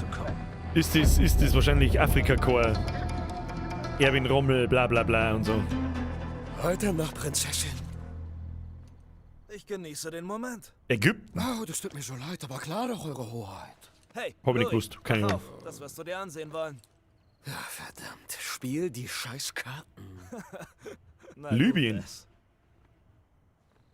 Friedel, mir spähen wir's schon durch. Aber heute nicht. Dummer Esel, niemals! Warum ist keiner auf seinem Posten? Major Hams, wir dachten... Ihr dachtet, ihr könnt rumblödeln. Er ist geil mit dem geilen Oliver. Ihr dachtet, ihr könnt rumblödeln. Ihr Ratten folgt mir. Ah. Tut so, als wärt ihr echte Soldaten. Tobruk ist in Libyen, ist in Afrika. Dass Libyen in Afrika ist, das weiß ich schon. Aber dass Tobruk irgendein Staat oder was auch immer in Libyen ist, das habe ich nicht gewusst. Wie mutig du es ihm gezeigt hast, Bluey. Gut gemacht, Kumpel. Ey, fick dich, das. Ja, aber die Mission fängt auch schon wieder gut an. Schaut nach Nachtmission aus, ist aber fragwürdig. Aber wisst ihr selber, wie es ist. Freunde der Sonne, es tut mir also, wie soll ich sagen, ich mag halt nicht, da ich einen Multiplayer in Call of Duty wahrscheinlich nicht recht oft sehen werde, weil er mich überhaupt nicht interessiert. Zu Warzone interessiert er mich dann wieder, wenn Anfang Dezember die neue Map kommt, die garantiert... wer spielt Warzone? Da können wir uns ja jetzt noch ein bisschen unterhalten drüber. Ich habe die letzten paar Tage auch mal wieder ab und zu ein bisschen Warzone gespielt und mittlerweile gibt es viel sich eine Teleporter-Tieren. In Warzone. Und wenn du mir aufpasst, nicht immer, aber bei jeder zweiten, wo du durchgehst, Herr Bigler! Servus aus Oberösterreich! Alt Bierbaron! Ich bin nicht der Bierbaron, ich bin einfach nur der Biergerbaron. Herr Bichler, merci für den Fünfer. Bussi aufs Nussi. Leid, jetzt nicht am Schluss aussehen, nochmal umeinander donaten. Erst einmal an alle, denen es Spaß gemacht hat. Die erste Stunde war ein wenig anstrengend, ich weiß. Aber leave a like if you like, bevor es euch ins Bett reinschleicht. Und mit dem Rest unterhalte ich mich noch gern schnell ein wenig über Warzone und was da so kommt. Zumindest was ich rausgefunden habe bis jetzt. Und zwar, Warzone, man spielt doch irgendwie jeder Dritte. Mittlerweile, irgendwann ist da ein Patch gekommen, keine Ahnung wann, haben ganz viele so Teleporter-Tieren. Das sind diese roten Tieren, wo man durch so ein Teleport-Ding durchgehen kann und ist dann irgendwo anders auf der Map. Ja, das ist momentan in Warzone. Die sagt man, glaube ich, sogar vom Himmel droppen mittlerweile. Und wenn du da durchgehst, dann wird so eine Animation gestartet. Und da musst du mal aufpassen drauf, wenn du da durchgehst, da jede zweite sechst ganz kurz, als würdest du durch so einen Tunnel durchgehen und immer so Ausschnitte von einer anderen Map. Also von so einer sehr dschungelhaftigen Map mit so Schützengräben und so weiter. Leider Gottes genauso, wie halt die japanische erste Mission ausgeschaut hat. Und ich lege mein Hand ins Feuer, dass das Vorschaubeutel auf die neue Map sind. Die übrigens Anfang Dezember kommt. Ich weiß das genaue Datum nicht, ich glaube, das ist noch nicht mehr offiziell, aber der aktuelle Battle Pass in Warzone läuft gerade aus. Seit heute ist das neue Anti-Cheat KI-Programm, nennen wir es mal so, online serverseitig in Call of Duty Vanguard und in Warzone.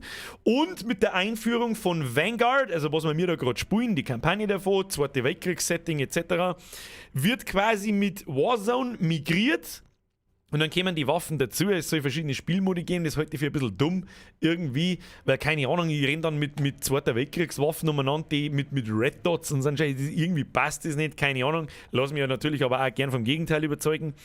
Und mit der neuen Season haben wir dann wahrscheinlich auch die neue Map. Ich hoffe natürlich weiterhin, dass die alte Map Verdansk, so wie es jetzt ist oder so halbscheirig war, irgendwie verfügbar bleibt.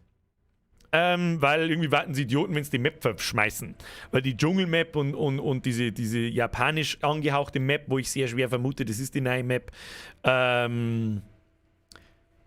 die taugt mit Sicherheit auch nicht alle. Und das war irgendwie schade, wenn die alte Map einfach weg war. War komisch. Deine schreibt, Birger, Hobby, was bin mir gute Nacht? Deine, hauen Sie hinein, gute Nacht. Max, muss ins Bett, der Birger, der Crossplay war ich sicher dabei. Was für Crossplay? Scheiß Crossplay, das war so schön, wenn man das am PC ausschalten kann, dass ich nicht mit irgendwelchen Konsolenseppen spielen muss, mit Auto-Aim, keinen Bock. Luke Budo, das neue Anti-Cheat wurde einfach schon 3 Tage nach der Ankündigung geleakt und es wurden Bypasses gefunden.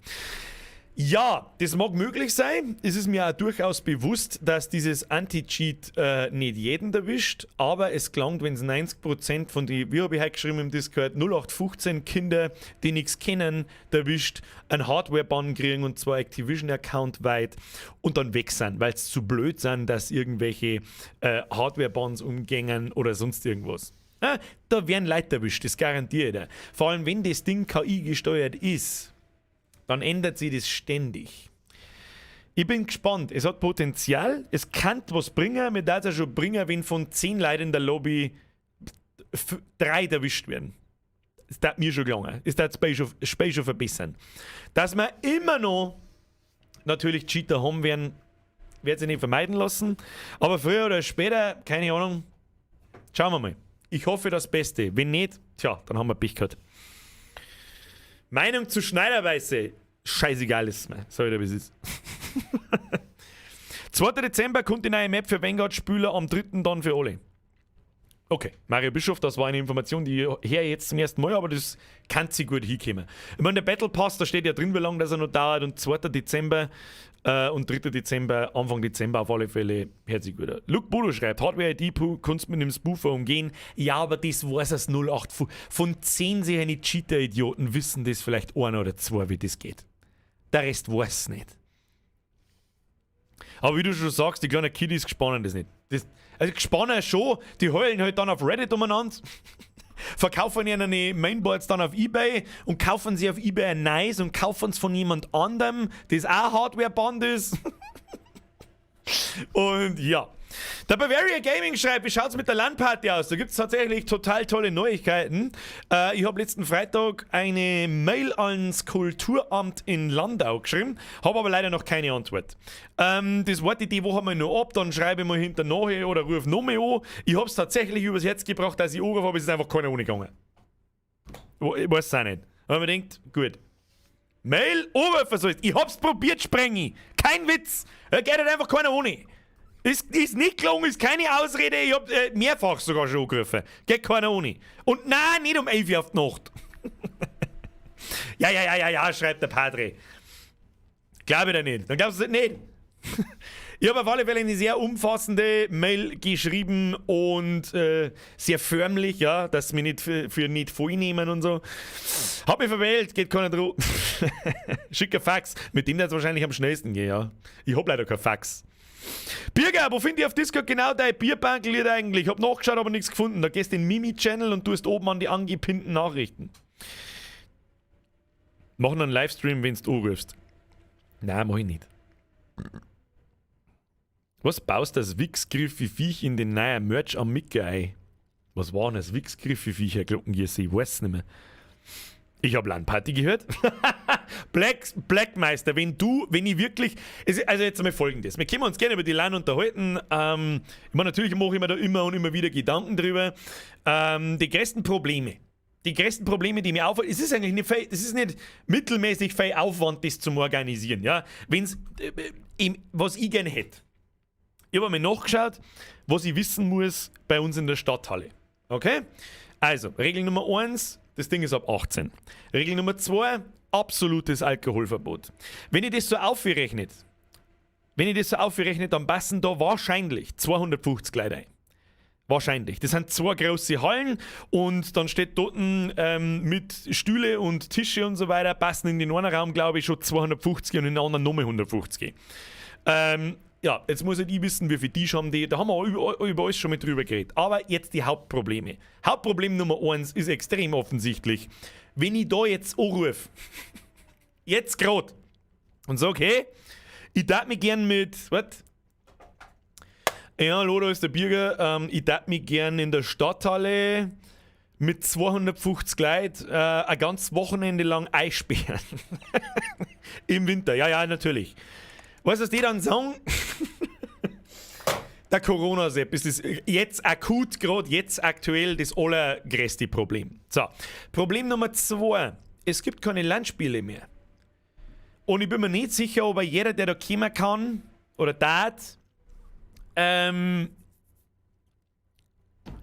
die alten Spiele noch hat. Counter-Strike 1.6, Warcraft 3. Gut, StarCraft 2 ist jetzt nicht so alt, aber was weiß ich. Ihr wisst schon, was ich meine. Was gibt's denn für Landspiele? Ich kann mich nicht darauf verlassen, dass da drinnen so eine starke Internetleitung ist, dass da über 200 Leute damit vernünftig spielen können. Und das ist so ein Problem für mich. Ja, Line ausrichten, bla, was spielen wir dann ein Wochenende lang? Ich habe da, seid mir nicht besser, ich habe keinen Bock nicht, ein Wochenende lang CS 1.6 zum Spielen. So gehe ich halt einfach auch gleich schon. Am allergeilsten war halt einfach, wenn wir ein lokales Warzone starten könnten. CSGO geht LAN, oder? Hat CSGO einen LAN-Modus? Ich glaube schon, oder? Da muss einer hosten und die anderen können spielen. Granti, ich habe 2 Server daheim, das geht schon. Ja, aber wie soll denn das funktionieren, dass wir wenn wir Warzone hinkriegen, wenn wir Battlefield hinkriegen, LOL war geil. Ja. Die alten Spiele holt man sie über TCP/IP. Schalaschi, das ist mir schon durchaus auch bewusst. Weißt, vor 15 Jahren, wo man noch LAN-Partys gemacht hat, war ganz normal, dass man sich einmal schnell Spiele zieht. Ja. Ist halt nicht ganz legal. War damals am jeden wurscht. Ich kann aber kein LAN ausrichten, offiziell, für über 200 Leute und dann sagen, ja, die Spiele stehen dann zur Verfügung. Das passt dann schon. Ich glaube, bei mir das schon an Prohibition scheitern, aber ich schaue es gerne im Stream und gebe mir ein paar halbe. Dass von da aus natürlich gestreamt wird, das ist klar. Ja, ein bisschen was streamenswert ist. Ansonsten da das ist die nächste Frage, Herr Patrick, 2M2T, haben die genug Strom für 200 Rechner? Das ist die nächste Frage. Ja, das ist auch was ich nicht weiß. Der Bug ist die Sicherungseinrichtung da. Da drin Konzerte abgehalten werden und Messen abgehalten werden und so gehe ich mir schwer davon aus, dass es da greit und dass so schlau waren. Muss man halt schauen. Dann ist das Ganze natürlich eine Kostenfrage.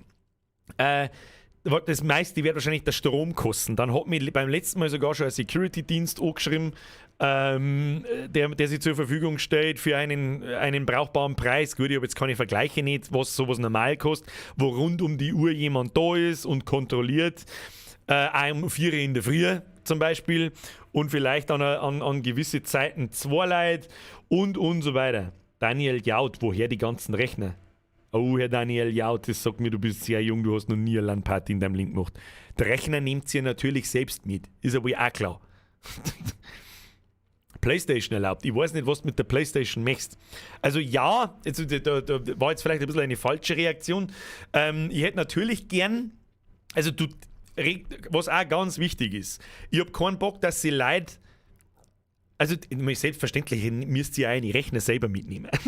Das ist der Sinn einer LAN-Party.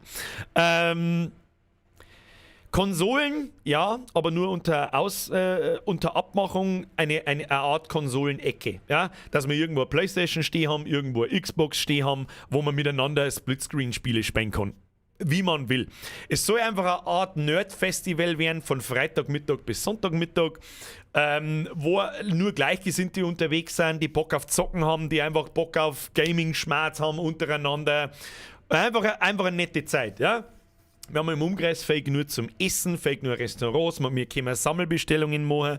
Wenn da fähig nur Leute kommen, dann rendiert sich auch das dass ich mich dann darum kümmert, da Essensstandel zum Organisieren, die da einer Zeug verkaufen. Es gibt Restaurants bei uns, die das normalerweise machen. Es gibt einen Gickelmo, es gibt Metzgereien, die das machen und so weiter und so weiter. Herr Roman Empire. Birger, trifft man sich auf dem Christkindlmarkt Landau? Das bezweifelt ich sehr stark, dass der stattfindet. Und wenn, dann findet er nur für Geimpfte und Genesene statt. Somit wirst du mich da nicht antreffen. Wer was trinkt, wird gewarnt. Wer Radler trinkt, wird erschlagen. Wer was trinkt, wird ausgeworfen. Da gibt es ja überhaupt keine Diskussion. Ich habe keinen Bock, dass ich da irgendwelche besoffenen Idioten nicht drin habe. Und da ist auch nicht, ich trinke bloß eine halbe oder sonst irgendwas. Alkohol und du bist raus. Da gibt es keine Diskussion, es gibt keine Verwarnung, gar nichts. Da steht, wenn du mal rechnest, im Schnitt, da kommen 250 Leute und im Schnitt kostet also ein Rechner ein Tausender. Dann überleg mal, wie viel Geld da drin umeinander steht und überhaupt nicht sowieso. So. Hätte noch eine Super Nintendo. Warum nicht? Das Problem wird bloß dann ein bisschen, wie viele so Konsolen stellen wir auf, wie viele Couchen muss man dann organisieren, das wird halt alles ein bisschen fehl. Wie viele Fernseher und so weiter und so fort. Wenn es soweit ist und konkret wird und ich habe das alles angefragt, wie viele Tisch, wie groß sind die Tisch, wie viele Stühle, wie schaut es mit der Stromleitung aus, wie schaut es mit dem Internet aus, ist es überhaupt erwünscht, dass sowas stattfindet? Ja, ich meine, das Ding kennt ja irgendjemand und ich kenne ja die Leute, das ist eine LAN-Party, das ist irgendein YouTuber-Depp, nein. Ich weiß überhaupt nicht, was ist, aber nein, lasst mir nicht zu, es gibt keine LAN-Party. Dann ist ganz furchtbar schnell wieder vorbei. Oder wir suchen uns halt irgendwo eine Halle bei irgendjemandem, der sowas zur Verfügung stellen kann und hat. Keine Ahnung, es war schon ein Träumchen, so eine LAN wieder zu beleben, mit Leuten von heute mal zu zeigen, was wir früher so da haben. Und natürlich, wie soll ich sagen, den alten Leuten ein bisschen Nostalgie zurückzubringen. Dann wird eine Regel, du kriegst nur so ein Ticket, wenn du auch mit deinem PC kommst. Ansonsten kommst du nicht rein, weil ich nämlich gleich bis daher... Weißt du, wenn Leute, wie soll ich sagen, 50 € im Stream schmeißen, dann zahlen sie auch 50 € für so ein Landticket, nur damit sie mich sehen. Und dann wieder gängen. Und dann habe ich am Schluss eine halbe die Stadthalle leer. Wo das war? Das war bei uns in Landau an der Isar in der Stadthalle. Das ist ziemlich Zentrum. Könnt ihr mal nachschauen. Granti! Landverteiler hätte ich auch zum Saufen daheim. Ist das der Ernst? Granti? Da müssen wir uns unterhalten. Habe ich nämlich auch schon nachgeschaut. Die Dinger lassen sich mieten und. Und dann haben alle ein Virus drauf. Da habt ihr kein Virus drauf. Wir haben früher auch kein Virus nicht drauf gehabt. Früher waren wir immer im Wirtshaus im Saal. Mir auch teilweise. So, obwohl Warzone mit Crossplay aber Auto eben aus. Für Warzone braucht man vermutlich Internet. Und dann brauchen 150 Leute Internet. Er braucht bloß einer, was runterladen, dann war's es. Irgendeine Internetstörung, dann war's es. Wir könnten uns einmal erkundigen, ob es irgendwie möglich ist, ein Warzone LAN, Local Area Network, Spiel aufzumachen und miteinander zum Spielen. Denn dann fangen es nämlich langsam an interessant zu werden. Mit Turnier und so weiter. Raiden, LAN bitte dabei, COD2 war immer geil. Das hat halt keiner mehr, das ist das Problem. Ich kann nicht sagen, oh, da kommt mal LAN und dann spielen wir Spiele von vor 20 Jahren. Dann kommen anstatt 1000 Anfragen zur LAN wahrscheinlich nämlich genau 30. Und das war's dann. Soll ich einen Gigabit-Switch mitbringen? Chillt Leute, da unterhalten wir uns im Detail, wenn ich ein paar mehr Informationen zur Stadthalle habe und ob das überhaupt da drin gewünscht ist. Und ansonsten werde ich mich mal mit einem Kumpel von mir unterhalten, der hat da ziemlich viel Ahnung von dieser ganzen Netzwerkkacke und allgemein. Ja, du Birger, wieso nehmen wir keinen Dedicated Server? Wo möchtest du in Warzone einen Dedicated Server hernehmen? Wie? Leute, ich möchte nochmal, ich darf gern in Warzone auf der LAN spielen. Und zwar lokal, nicht übers Internet. Geht das? Geht das nicht? Keine Ahnung. Aber wie viel Jahr, was? Ab wie viel Jahr ist das? Ab 18. Es gibt auch kein Rumgejammer oder sonst irgendwas. Unter 18 kommst du da nicht rein. Ich hab keinen Bock nicht, dass ich einen Kinderaufpasser spiele. Birka! LAN-Regel Nummer 1, Netzwerkordner freigeben. Und Hausaufgaben drauf und Hausaufgaben nennen. Pirko, merci. Grüße in die Schweiz übrigens. Ich stelle meine Halle mit 12 x 25 Meter zur Verfügung. Mr. Meyerbuhr, das glaube ich, ist, da feinen beide Zahlen eine Nuller, fürchte ich. So wie ich mir das vorstelle. Ja, ich möchte da ein großes Event draus machen. Das soll das ganze Wochenende gehen. Es ist für. Wie ist das mit dem Schlafen? Das ist das letzte Problem. Corona, Spiele und Schlafen. Kommt's mir jetzt nicht mit, ich bin 2 Tage durchgemacht, da kommt, ich schlafe auf der Tastatur und so weiter. Das mag nämlich nicht jeder. Ich sag's euch, wie es ist. Ich schlafe mit Sicherheit weder unterm Tisch, noch auf der Tastatur, noch im Auto, noch irgendwo. Ich habe halt den netten Vorteil, ich hab nicht weit und dann bin ich daheim und schlafe da. Ist eh klar. Aber Fast Food und Energy bis zum Herzflager. Das werden wahrscheinlich ein paar Leute durchziehen, 2 Tage durchzumachen. Ja, das ist mir schon klar, aber nicht alle 200. Geschlafen wird unterm Tisch. Wie ist denn das auf früheren LAN-Partys gewesen? Ich meine, ich war ja auch auf große LAN-Partys und weit weg in Nürnberg, an was erinnere ich? Ich glaube, es war in Nürnberg. Das war, glaube ich, die größte. Ich weiß aber nicht mehr, wie das geheißen hat. Leute, das ist 17 Jahre her oder so. Und da haben wir mir auf die Pizzaschachteln im Schlafsack unterm Tisch geschlafen. Da haben wir mir auf die Pizzaschachteln unterm Tisch geschlafen. Und es war okay. Da hat keiner Fragen gestellt, das war uns wurscht. Nachher kämen sie alle mit dem Wohnwagen, das war jetzt noch. Da ist direkt daneben eine Tiefgarage, da ist ausreichend Platz. Der Plan war sowieso, dass das zum Beispiel in die Pfingstferien stattfinden darf. Da ist ausreichend warm draußen, da kann man sich auch dann draußen hinsitzen. Da haben genug Restaurants rundum. Da kann man zu noch im Auto schlafen. Da kann man Luftmatratzen und Schlafsack kann man auch mitnehmen. Ja, natürlich. Im Auto kann man schlafen. Ich weiß, wie ist denn das früher kommuniziert worden? Wie ist denn das früher auf so LANs kommuniziert worden? Wo geschlafen wird?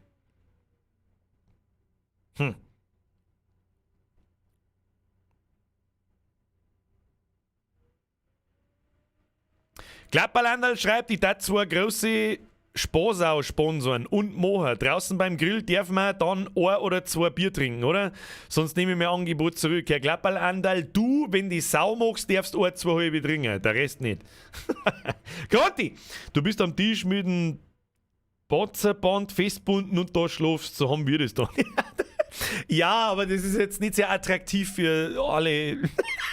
Also mir war es wurscht, ich sag das, was es ist. Meistens hat jeder irgendwo geschlafen. Ja, über das hat nie wer nachdenkt. Das stimmt, gell? Aber ich denke, keine Planung, just wing it. Ja, aber irgendwie muss ich das kommunizieren. Es kann, wir haben einen Gasthof zur Post und ein Hotel und ansonsten wird im Auto geschlafen, Leute. Das ist halt einfach so. Bei uns gar nicht, man hat da gepennt, wo Platz war. Immer ein Chaos gewesen. Ja, bei uns auch. Das war ja. Aber da hat auch nie jemand Fragen gestellt, Alter. Also ernster. Aber mir können ja nicht. Also, was mir vorgestellt habe, ist, ich weiß halt nicht, wie groß die Tische sind. Ja? Deswegen kann ich noch keinerlei Planung nicht machen. Aber mein Plan ist halt, jeder kriegt da einen Stuhl zur Verfügung gestellt, dass das kein wie soll ich sagen, DX Racer 5 Millionen ist, das ist auch, sondern ist ein Plastikstuhl. Du kriegst 1,5 Meter, kriegt jeder Platz. Es ist zugelassen, ein PC, ein Monitor, Tastatur, Maus, ein Headset und das war's dann. Keine Boxen, nicht irgendein Vierlefanz-Scheiß. Jeder muss mindestens 5 Meter LAN-Kabel mitnehmen und eine Dreifach-Steckdose. Verlängerung. Ja? Muss ja jeder selber mitnehmen. Und bei 1,5 Meter, da kriege ich unter dem Tisch schon eine Matratze rein und kann da schlafen. Tja.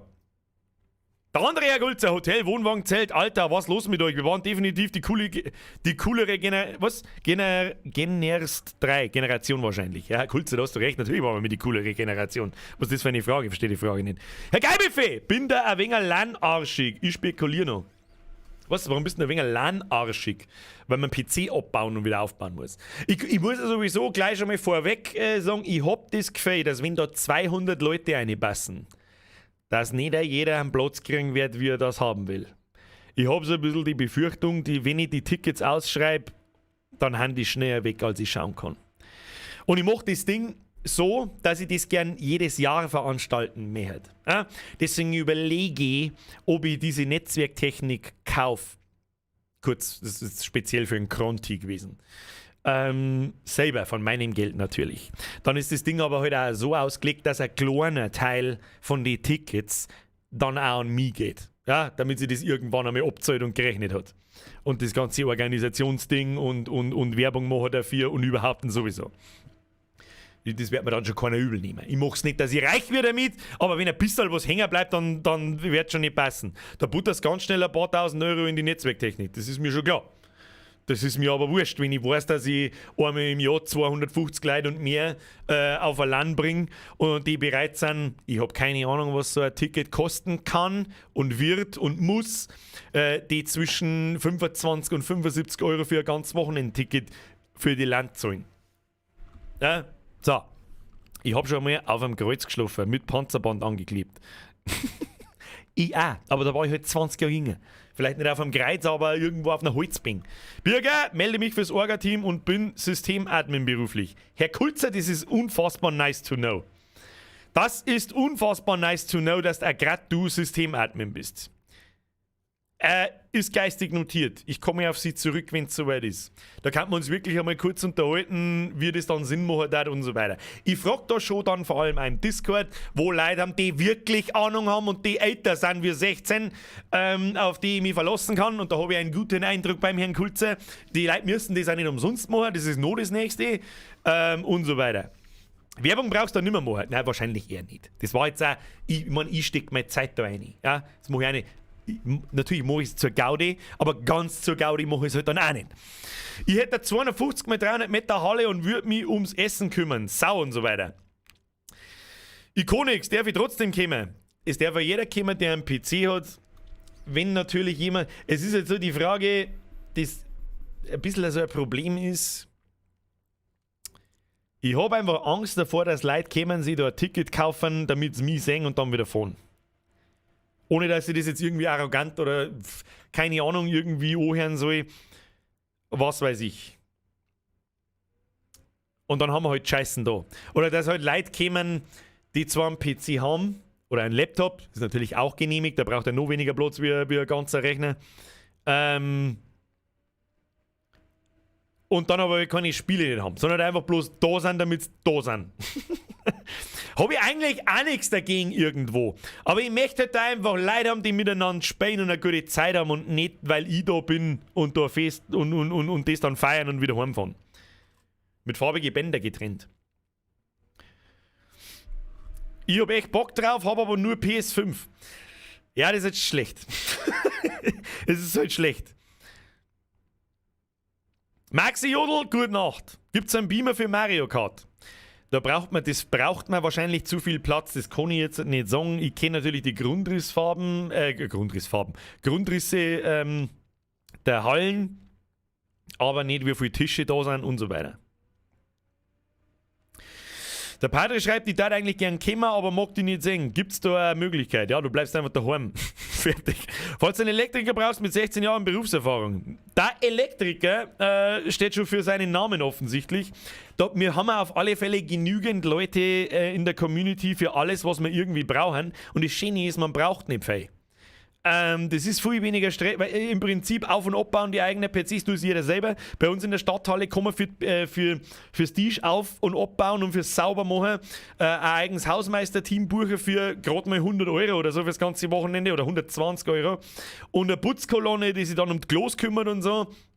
Und es wird so, ja. Starfish, welche Games würdest du zocken wollen? Das ist eine gute Frage. Das ist eine unfassbar gute Frage. Das ist nämlich genau, wie schon erwähnt, Problem 2. Ich weiß es nicht. Es gibt keine LAN-Spiele mehr. Und nur mit CSGO, und ich hätte gern Warzone LAN-fähig, ich hätte gern Battlefield LAN-fähig, aber die aktuellen, nicht die von 1995. Und da würde ich gerne mal wie soll ich sagen, wir müssten halt Spiele finden, die nicht am Internet hängen. Weil ich nicht garantieren kann, was da für Internetleitung drin ist. Wenn mir die jetzt natürlich sagen, da sind 5 Standleitungen drin, dann sage ich, ja, ole ole. Dann muss ich mich mit einem Netzwerktechniker, der wirklich, wirklich Ahnung hat, unterhalten, ob das möglich ist. Kann man das eingrenzen pro Person, wie viel Bandbreiten zur Verfügung steht? Wie schaut es da mit Pings aus? Und so weiter und so fort. Geht World of Tanks nicht mit LAN? Weiß ich nicht. Ich glaube nicht. Minecraft geht über LAN. Das geht. Da kann man einen lokalen Dings hosten. Ja.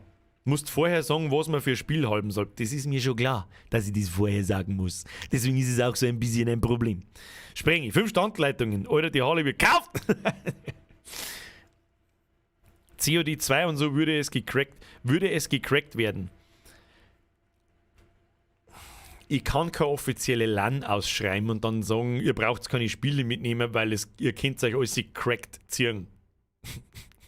Das geht halt auch nicht. LAN gehen leider halt echt nur noch die wenigsten Spiele. Das ist das Problem so ein bisschen. Birger, was da am Internet vorhanden ist, kann ich nachschauen. Hackel von sie, wieso kannst du das nachschauen? Diablo 2 geht doch LAN, oder? Ja, das alte Diablo 2 geht LAN, das neue nicht mehr. Meines Wissens. Belehrt mich eines Besseren, ich weiß nicht. Ich mache Webdesign und kann dir was für die Buchungen aufsetzen. Ich weiß, du kannst es selber, aber musst ja nicht. Mr. Mesh, vielen herzlichen Dank. Ich habe sogar schon was gefunden, wo man einen supergeilen Sitzplan sich zusammenklicken kann und alles geregelt wird. Da gibt es eigene Internetseiten, die sowas anbieten und die kosten nichts. Hat sich quasi schon erledigt. Ich habe bloß einen Grundriss noch nicht eingezeichnet, weil ich noch keinen Sitzplan und noch gar nichts hat. Und das ist sehr viel, wie soll ich sagen, das ist wirklich sehr viel Vorarbeit. Ja, das ist allermeiste. Sachen da fragen, das ausprobieren und da einfach, bis das alles steht. Ansonsten, das darf man schon hinkriegen. Geht der Landi LAN? Weiß ich nicht. Aber ich möchte gerne am Fenster sitzen. Ich glaube, dass wir da noch 2 Stunden stickern da drin. Ein Kumpel von mir schafft bei Activision als Game Designer. Meinst du, der kann da was regeln wegen Server? Keine Ahnung, fragen. Wie wird denn das? Gibt es Warzone-Turniere? Ich habe keine Ahnung, wie wird denn das da geregelt? Das muss ja eine LAN-Version geben. Was ich dann auch noch gerne hätte, war eine League of Legends-Version, die LAN funktioniert. Das war geil. Machen wir dann einen eigenen Bereich für YouTube-Mitglieder. Herr Kronti, ich mag auf keinen Fall da irgendeine Zweiklassengesellschaft irgendwie erzeugen. Ich bin schon, früher hat es sowas gegeben mit VIP-Plätze auf der Tribüne und so, die dann ein bisschen mehr gekostet haben. Das war früher bei uns in den LANs, wo wir mir hingefahren haben, die was gekostet haben, ganz normal. Und ich bin da schon, wie soll ich sagen, das ist mir schon zuwider, sowas zu machen, dass bestimmte Plätze mehr oder weniger kosten. Keine Ahnung. Die Spiele kann man dann über MMOGA kaufen, Link in der Videobeschreibung. Warcraft 3! Das kann man auf alle Fälle spielen. Das Game Rust auch nice, ja, aber es gibt keinen LAN-Modus dafür, ne? Black Ops 2 mit Serverbrowser. Das habe ich zum Beispiel nicht mal. Gibt es die alten Spiele nicht alle umsonst, CS 1.6? Glaube ich nicht. Ja gut, CS 1.6 war sowieso umsonst. Man kann ein CSGO-Turnier ausrichten. Das ist ist auch sehr wichtig. Ja, aber da fängt schon. Serious Sam, Left 4 Dead, CSGO, Blobby Volley Turnier, Call of Duty 4. Ja, Herr Kulzer, da haben wir Bock drauf. Aber Leute, die 10 Jahre jünger haben nicht. Und was in Richtung LOL geht, wäre Smite. Das wäre landfähig mit 10 Spielern gegen 10 Spielen. Ist wie LOL, nur mit Göttern. So wie ich kenne Smite. Ist es nicht untergegangen? Ist es nicht schon lange wieder... Weiß nicht. Birger, es dauert keine 2 Stunden und da sind so oder so die gecrackten Games verteilt und Leute spielen, das wirst du nicht mal vermeiden können. Herr Holodaso, das ist mir schon klar, das ist mir auch wurscht, wenn das dann untereinander verteilt wird, weil für den Scheiß bin ich nicht verantwortlich. Aber ich kann euch nicht im Stream oder in einem Video oder in meiner, so, jetzt ist es offiziell, wir machen mal LAN, was der mir da und dann erzähle ich so, ja, da gibt es gecrackte Spiele, brauchst nichts mitnehmen, habe die Ehre. Das kann ich nicht machen, verstehst? Das ist mir schon klar, dass das passieren wird, das werde ich ja nicht verhindern können. Ist aber dann auch nicht mein, wie soll ich sagen, dann bin ich die schuld. Da ist derjenige schuld, der das auf seinem Rechner hat und verteilt, nicht ich. So alt bist du auch nicht, Birger. Du müsstest bis älter als die meisten der Hörerinnen. Täusch dich nicht. Da finde ich ihn bei der Telekom. Feigendumm, ich weiß nicht, was du sagen möchtest. Raiden! Ihr könnt Mario Kart Double Dash mit einem Gamecube noch zur Verfügung stellen und natürlich weiter mit dem PC dabei. Schwierig ich kann da weder Leute irgendwas zusagen, nur irgendwas, ich weiß es noch nicht. Birger, welche Stadthalle meinst du? Den Landau, selbstverständlich. Markus Heinz, also ich spiele es noch ab und an und es macht echt Spaß, wenn man halt keinen Rechner hat, ist halt das LOL für die Konsole. Aber das darf bestimmt auch Spaß machen. Also es wird ja sowieso, Birger, sei ehrlich, wie alt bist? 26. Was schätzt man? Ja, die meisten Leute wissen, wie alt das ich bin. Das habe ich jetzt schon so oft ausgeplaudert in dem einen oder anderen Video. Ich habe 24 plus, das was der Sprengi schreibt. Natürlich haben Leute da herin, die älter sind wie ich oder so alt sind wie ich, sind aber auch wahrscheinlich über die Hälfte weit jünger als ich. In der Not hätte ich nur ein paar Gaming-Rechner daheim, die ich verleihen kann. Was hat denn der Kranti alles daheim? Was tust denn du daheim da? Was ist denn da los? Geile Idee wäre mal wieder, wäre richtig geile für... Was? Geile Idee wäre mal wieder, war richtig geil für echte Gamer. Da Wii, ich weiß nicht, ich bin nicht so 100%, was da los ist. Kannst du mir ein gutes Equipment empfehlen? Was für Equipment? Für was? Zum Bergsteigen oder was? Was zur Hölle? Kronti Scalper. Oh, Mr. Kronti. Haben wir die jemand erwischt? Deren sie da daheim ein paar Bitcoins meinen oder was ist da los? Gaming-PCs zum Verleihen. Ja, ja. Wahrscheinlich mit den durchbrennenden 1080 Ti, die seit 8 Jahren laufen. Späßle, Herr Kronti. So, Kronti, ich darf da nehmen, wenn es geht. Bildschirm hätte ich, glaube ich, noch. So, da brauchen wir uns aber jetzt auch nicht weiter unterhalten. Ich wollte bloß noch mal das Thema LAN ist nicht unter den Teppich gekehrt. Das war ein kleines Träumchen, sowas zum Veranstalten und vor allem das dann ein jährliches Festival draus zu machen. Das da ich super geil finden, da hab ich Bock drauf. Ich glaube auch sehr viele da aus der Community. Und das jetzt nicht bloß, weil ich da auch da bin, sondern weil halt einfach ein LAN ist. Und ein LAN war schon immer geil. Das war schon immer witzig und das gehört einfach mehr ausprobiert, ob das immer noch lustig ist. Und ich garantiere, dass es immer noch lustig ist. So, was Landau und wenn der Strom ausfällt, wird's Langau. Mr. MRC, du Zipfi. LAN, Alter. Aber wenn es soweit ist, wenn ich konkretere Dinge habe, dann lasse ich euch das im Discord wissen. Der Discord-Link ist in der Beschreibung. Wer noch nicht drauf ist, geht drauf oder schlägt deine Schwester. Und jetzt hat es 5 vor 11. Es ist 5 vor 11. What the fuck, Alter. Wann ist denn das passiert? Keine Ahnung. Mit Schlafmangel ist alles lustig. Zeit regelt das schon. Das ist richtig. Werden wir außerfinden, ich werde dann auch mal Umfragen starten, wie viele Leute das wir sind, die da wirklich kämen daten. Dann darf mich natürlich interessieren, was darf sowas für euch maximal kosten. Ein Wochenende lang. Freitagmittag, Sonntagmittag. Keine Ahnung. Ich kann es nicht sagen. Der Strom wird wahrscheinlich das teuerste, Security wird das zweiteuerste und das drittteuerste wird Halle mieten. Und das war's dann. Ein 100er ist zu viel. 35 Euro, 3 Euro, da ich sagen, ist fair. Bayern GmbH, da ich auch sagen. Ein 100er ist zu viel, 35 ist schon in die Richtung, wo ich es mir auch vorstellen würde. Irgendwo zwischen 35 und 50 Euro, maximal 60 Euro für ein ganzes Wochenende. 75 Euro für Deutsche, 600 Euro für Österreicher. Schauen wir mal. Nein, 150 Euro, 200 Euro, spinnt's hier. Niemals. Also da könnt ihr euch einmal drauf verlassen, es wird keine 150 Euro pro Person kosten oder 200. Also das ist krass. Ein 100er ist zu viel und 30 Euro wahrscheinlich zwingen. Ich darf jetzt einfach mal ein 50er darf mir passen. Also, dass alles so viel kostet, dass mit einem 50er alles Deckel ist und vielleicht ein kleiner Funken übrig bleibt, dann darf das passen. Denk mir ich. Ist nicht zu viel, ist nicht zwingend, passt. Habe ich irgendwie ein gutes Gefühl damit, keine Ahnung. Wie viel sind denn, wie viel, keine Ahnung, beenden uns zum Desktop. Machen wir mal. Und das war halt auch einiges am Flinz und dann kann man das auch geil aufziehen. Ja? Und nicht irgendeinen Scheißschrott, sondern soll schon was hermachen dann. Und ich bin dann auch bereit, von dem Sach die ganze Technik zu kaufen und so weiter und so weiter. 100 Euro ist zu viel und du weißt es, was soll ich sagen? 100 Euro ist auch zu viel. Für so, das ist ja sauber, das ist ja 50er für so Tageskarten, ist zu viel. 50 Pfennig! 3,50 mit einer Dose Cola, genau. Dann vielleicht für YouTube-Mitglieder kostet es dann 5 weniger. Dass man eine kleine Besonderheit hat, keine Ahnung. Ja, 65 kann voll okay. Da wird es für mich dann schon grenzwertig, keine Ahnung. Bei 200 bekommt jeder nur eine kleine goldene Bürgerfigur dazu. Ja, und die macht auch eine Steuererklärung am Ende des Jahres.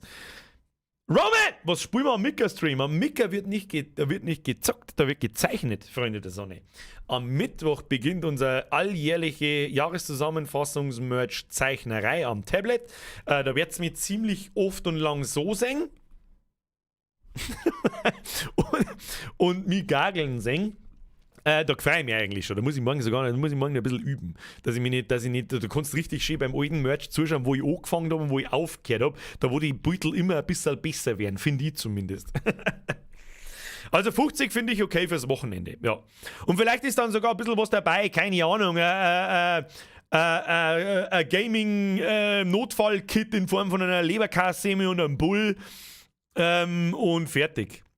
Mit 50 Euro, sprich 12.500 Euro, kannst Strom und Halle nicht zahlen, niemals.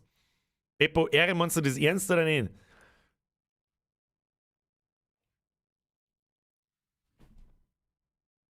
Maske auf die Haare. Magst du eigentlich nur Lok fahren? Ich fahre bei dir in Landau immer vorbei. Das nächste Mal pfeife ich ordentlich bei dir. Was tust du? Bist du Zugfahrer oder was? 35 bis 60 geht voll klar und für Leute ohne PC 12,50 Euro pro Tag. Ja, und dann hast du 1000 Leute da, die alle in die Halle ein wollen und nicht einpassen. Das geht halt auch nicht. Er hätte nur gesagt, wir machen mal ein Fan-Treffen, um das Ganze zu kompensieren am Samstagnachmittag für 3-4 Stunden.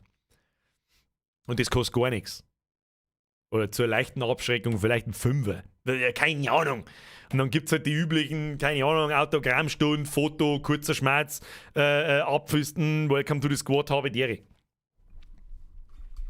Es ist allein, also 200 D-Mark. Ich bin Lokführer, ja, Mr. Railroad. Du bist ja, wie der so viel Gaudi macht. Was ein Lüftertreffen. So, den check ich jetzt gerade nicht. Naja. Ist ja wurscht. Auf alle Fälle, ich wollte euch nur wissen lassen, das Thema LAN ist nicht vergessen. Und ich darf sogar ziemlich feiern. Und jetzt schleicht man uns, ach, Fan ist gleich Lüfter. Da habe ich jetzt natürlich nicht dran gedacht. Birg in der Stadthalle ist 100.000 oder 40.000 Anschluss vorhanden. Was? Ich befürchte auch, dass wir um 100 Euro aufwärts nicht drum rumkommen. Das niemals. Kannst du dein Zimmer daheim vermieten? 500 Euro pro Nacht. 100.000 habe ich ja schon daheim. Also mit einer 100.000er Leitung in der Stadthalle braucht man nicht anfangen. Also, da können wir vergessen, dass man mir irgendwelche Spiele übers Internet zu 200 spendet. Kannst du knicken, Alter. Ich hätte auch gesagt, 35 Euro pro Tag geschätzt, sprich ein 70er. Hab schon öfter mal was ausgerichtet und schon draufgezahlt. Es geht nur, das Einzige, was nicht hundertprozentig berechenbar ist, ist der Strom.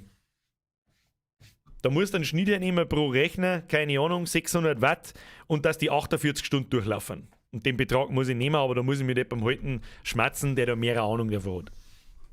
Naja, so, jetzt ist er ruhig. Was? Mami Ernstl Stadthalle Deckendorf hat für Tattoo-Messe damals 15.000 Euro gekostet, inklusive Strom. Die darf halt von der Größe her ähnlich sein. Weiß ich nicht, das sollen sie mal sagen. Das sollen sie mal sagen. Die Stadthalle steht in die Unterlagen drin, kostet beschissene, ich glaube, die ganze 300 Euro pro Tag. Und der Strompauschal ein Hunderter, wenn halt nicht 250 Gaming-PCs drinstehen. 600 Watt, meiner braucht Volllast 300. Werden wir sehen, was es kostet. Ich kann noch nichts sagen. Ich kann es noch nicht sagen. Je mehr Leute das meine stopfen, desto günstiger wird es, ist eh klar. 800 Watt, 200 Rechner. Genau. Dann kannst du es ausrechnen. Und dann was kostet ein Kilowatt Strom? 25 Cent. Was bei 500 Watt sind, ist 6000 Kilowatt bei 2 Tagen. Strom 30 Cent. Das muss man mal irgendjemand dann zusammenrechnen. Was kostet das Kilogramm Strom? Geil, Buffet! Wann das zeitlich etwa angehen, die Langgeschichte, hast du das schon voll auskonzeptioniert. Also natürlich habe ich das nicht voll auskonzeptioniert, aber ich kann mir Pfingstferien sehr gut vorstellen. Erstens haben da viele Leute Urlaub, zweitens haben da die Leute Ferien, drittens ist mitten im Sommer, da ist die Inzidenz des Corona-Daseins meistens nicht so hoch und so weiter und so fort. Sind halt schnell 2000 Euro Strom. Ja, das ist ja in Ordnung. 2000 Euro Strom ist völlig in Ordnung. Dann kostet die Halle nur 2000 Euro, dann kostet Security nur 2000 Euro und dann kostet noch irgendwas, keine Ahnung, 2000 Euro. Und schon haben wir es locker beieinander. Ist schon vorbei. Pfingstferien 2022. Leute, ich sag da jetzt nichts dazu. Ich weiß es noch nicht. Ich habe weder die Bestätigung, dass das überhaupt erlaubt und gewünscht ist, noch weiß ich, ob es überhaupt möglich ist und überhaupt und sowieso. Warten wir einfach, bis ihr Antwort habt und dann lasse ich es euch wissen. Wahrscheinlich erst im Discord und dann mal wieder in einem Stream. Ich hoffe doch sehr, dass wir die bald damit zurückschreiben. 800 Watt, 200 Rechner, 48 Stunden ist gleich 1100 Euro. Ist ja lächerlich. Also es ist lächerlich. Schauen wir mal, was wir die für einen Preis machen. Gronti! Also wenn du hardware-technisch was brauchst, gib mir im Discord Bescheid, da können wir was regeln. Ich denke an dich. Da wahrscheinlich wieder sehr viel Zeit vergeht, bis ich da mit dem Thema wieder daherkomme und eine Antwort habe und so weiter. Wirst mir das dann nochmal schreiben müssen, aber da können wir uns gerne unterhalten. Was auch immer du da hast und vorhast und überhaupt und sowieso. So, jetzt ist er Ruhe. Leute, vielen herzlichen Dank fürs Zuschauen. Jetzt haben wir wieder so viel geglaubt, da hätten wir das Spiel fertig spielen auch können. Am Mittwoch wird sie zum Zeichnen getroffen. Nächsten Mittwoch spielen wir Landi. Am Mittwoch wird sie zum Zeichnen getroffen, am Montag spielen wir Landi und am Mittwoch wird sie nochmal zum Zeichnen getroffen. Weil es dann schon so weit ist für einen alljährlichen Merchandise. Werden wir nicht auslassen. Und wann spielen wir dann Call of Duty fertig? Weiß ich noch nicht.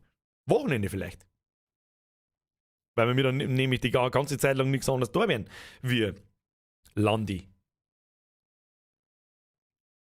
Und vielleicht das neue Jurassic World. Auf das hätte ich irgendwie auch Bock. Keine Ahnung. Schauen wir mal. Friends of Season, vielen herzlichen Dank fürs Zuschauen. Jetzt haben wir wieder so viel gelabert. Das ist 5 nach 11. Kruzifix. Vielen Dank fürs Zuschauen. Danke für die ganzen Donations. Ich weiß nie, was ich dazu sagen soll. Vielen, vielen herzlichen Dank. Dankeschön an die ganzen neuen Mitglieder. Dankeschön an die alten Mitglieder. Press Triple F für die Moderatoren. Press Triple 1000 F für alle Zuschauer, die so oft, so lang da sind und offensichtlich irgendwie gut finden, was ich da mache, was ich nie verstehen werde, aber es ist sowieso scheißegal. Wer nicht F smasht, schlägt seine Schwester. Und jetzt schleicht euch, wir sehen uns am Mittwoch mit der Zeichnerei, in der Zwischenzeit mit Sicherheit im Discord. Und jetzt schleicht euch davon. Vielen Dank. Bussi aufs Buschi. Honey! Und jetzt schleicht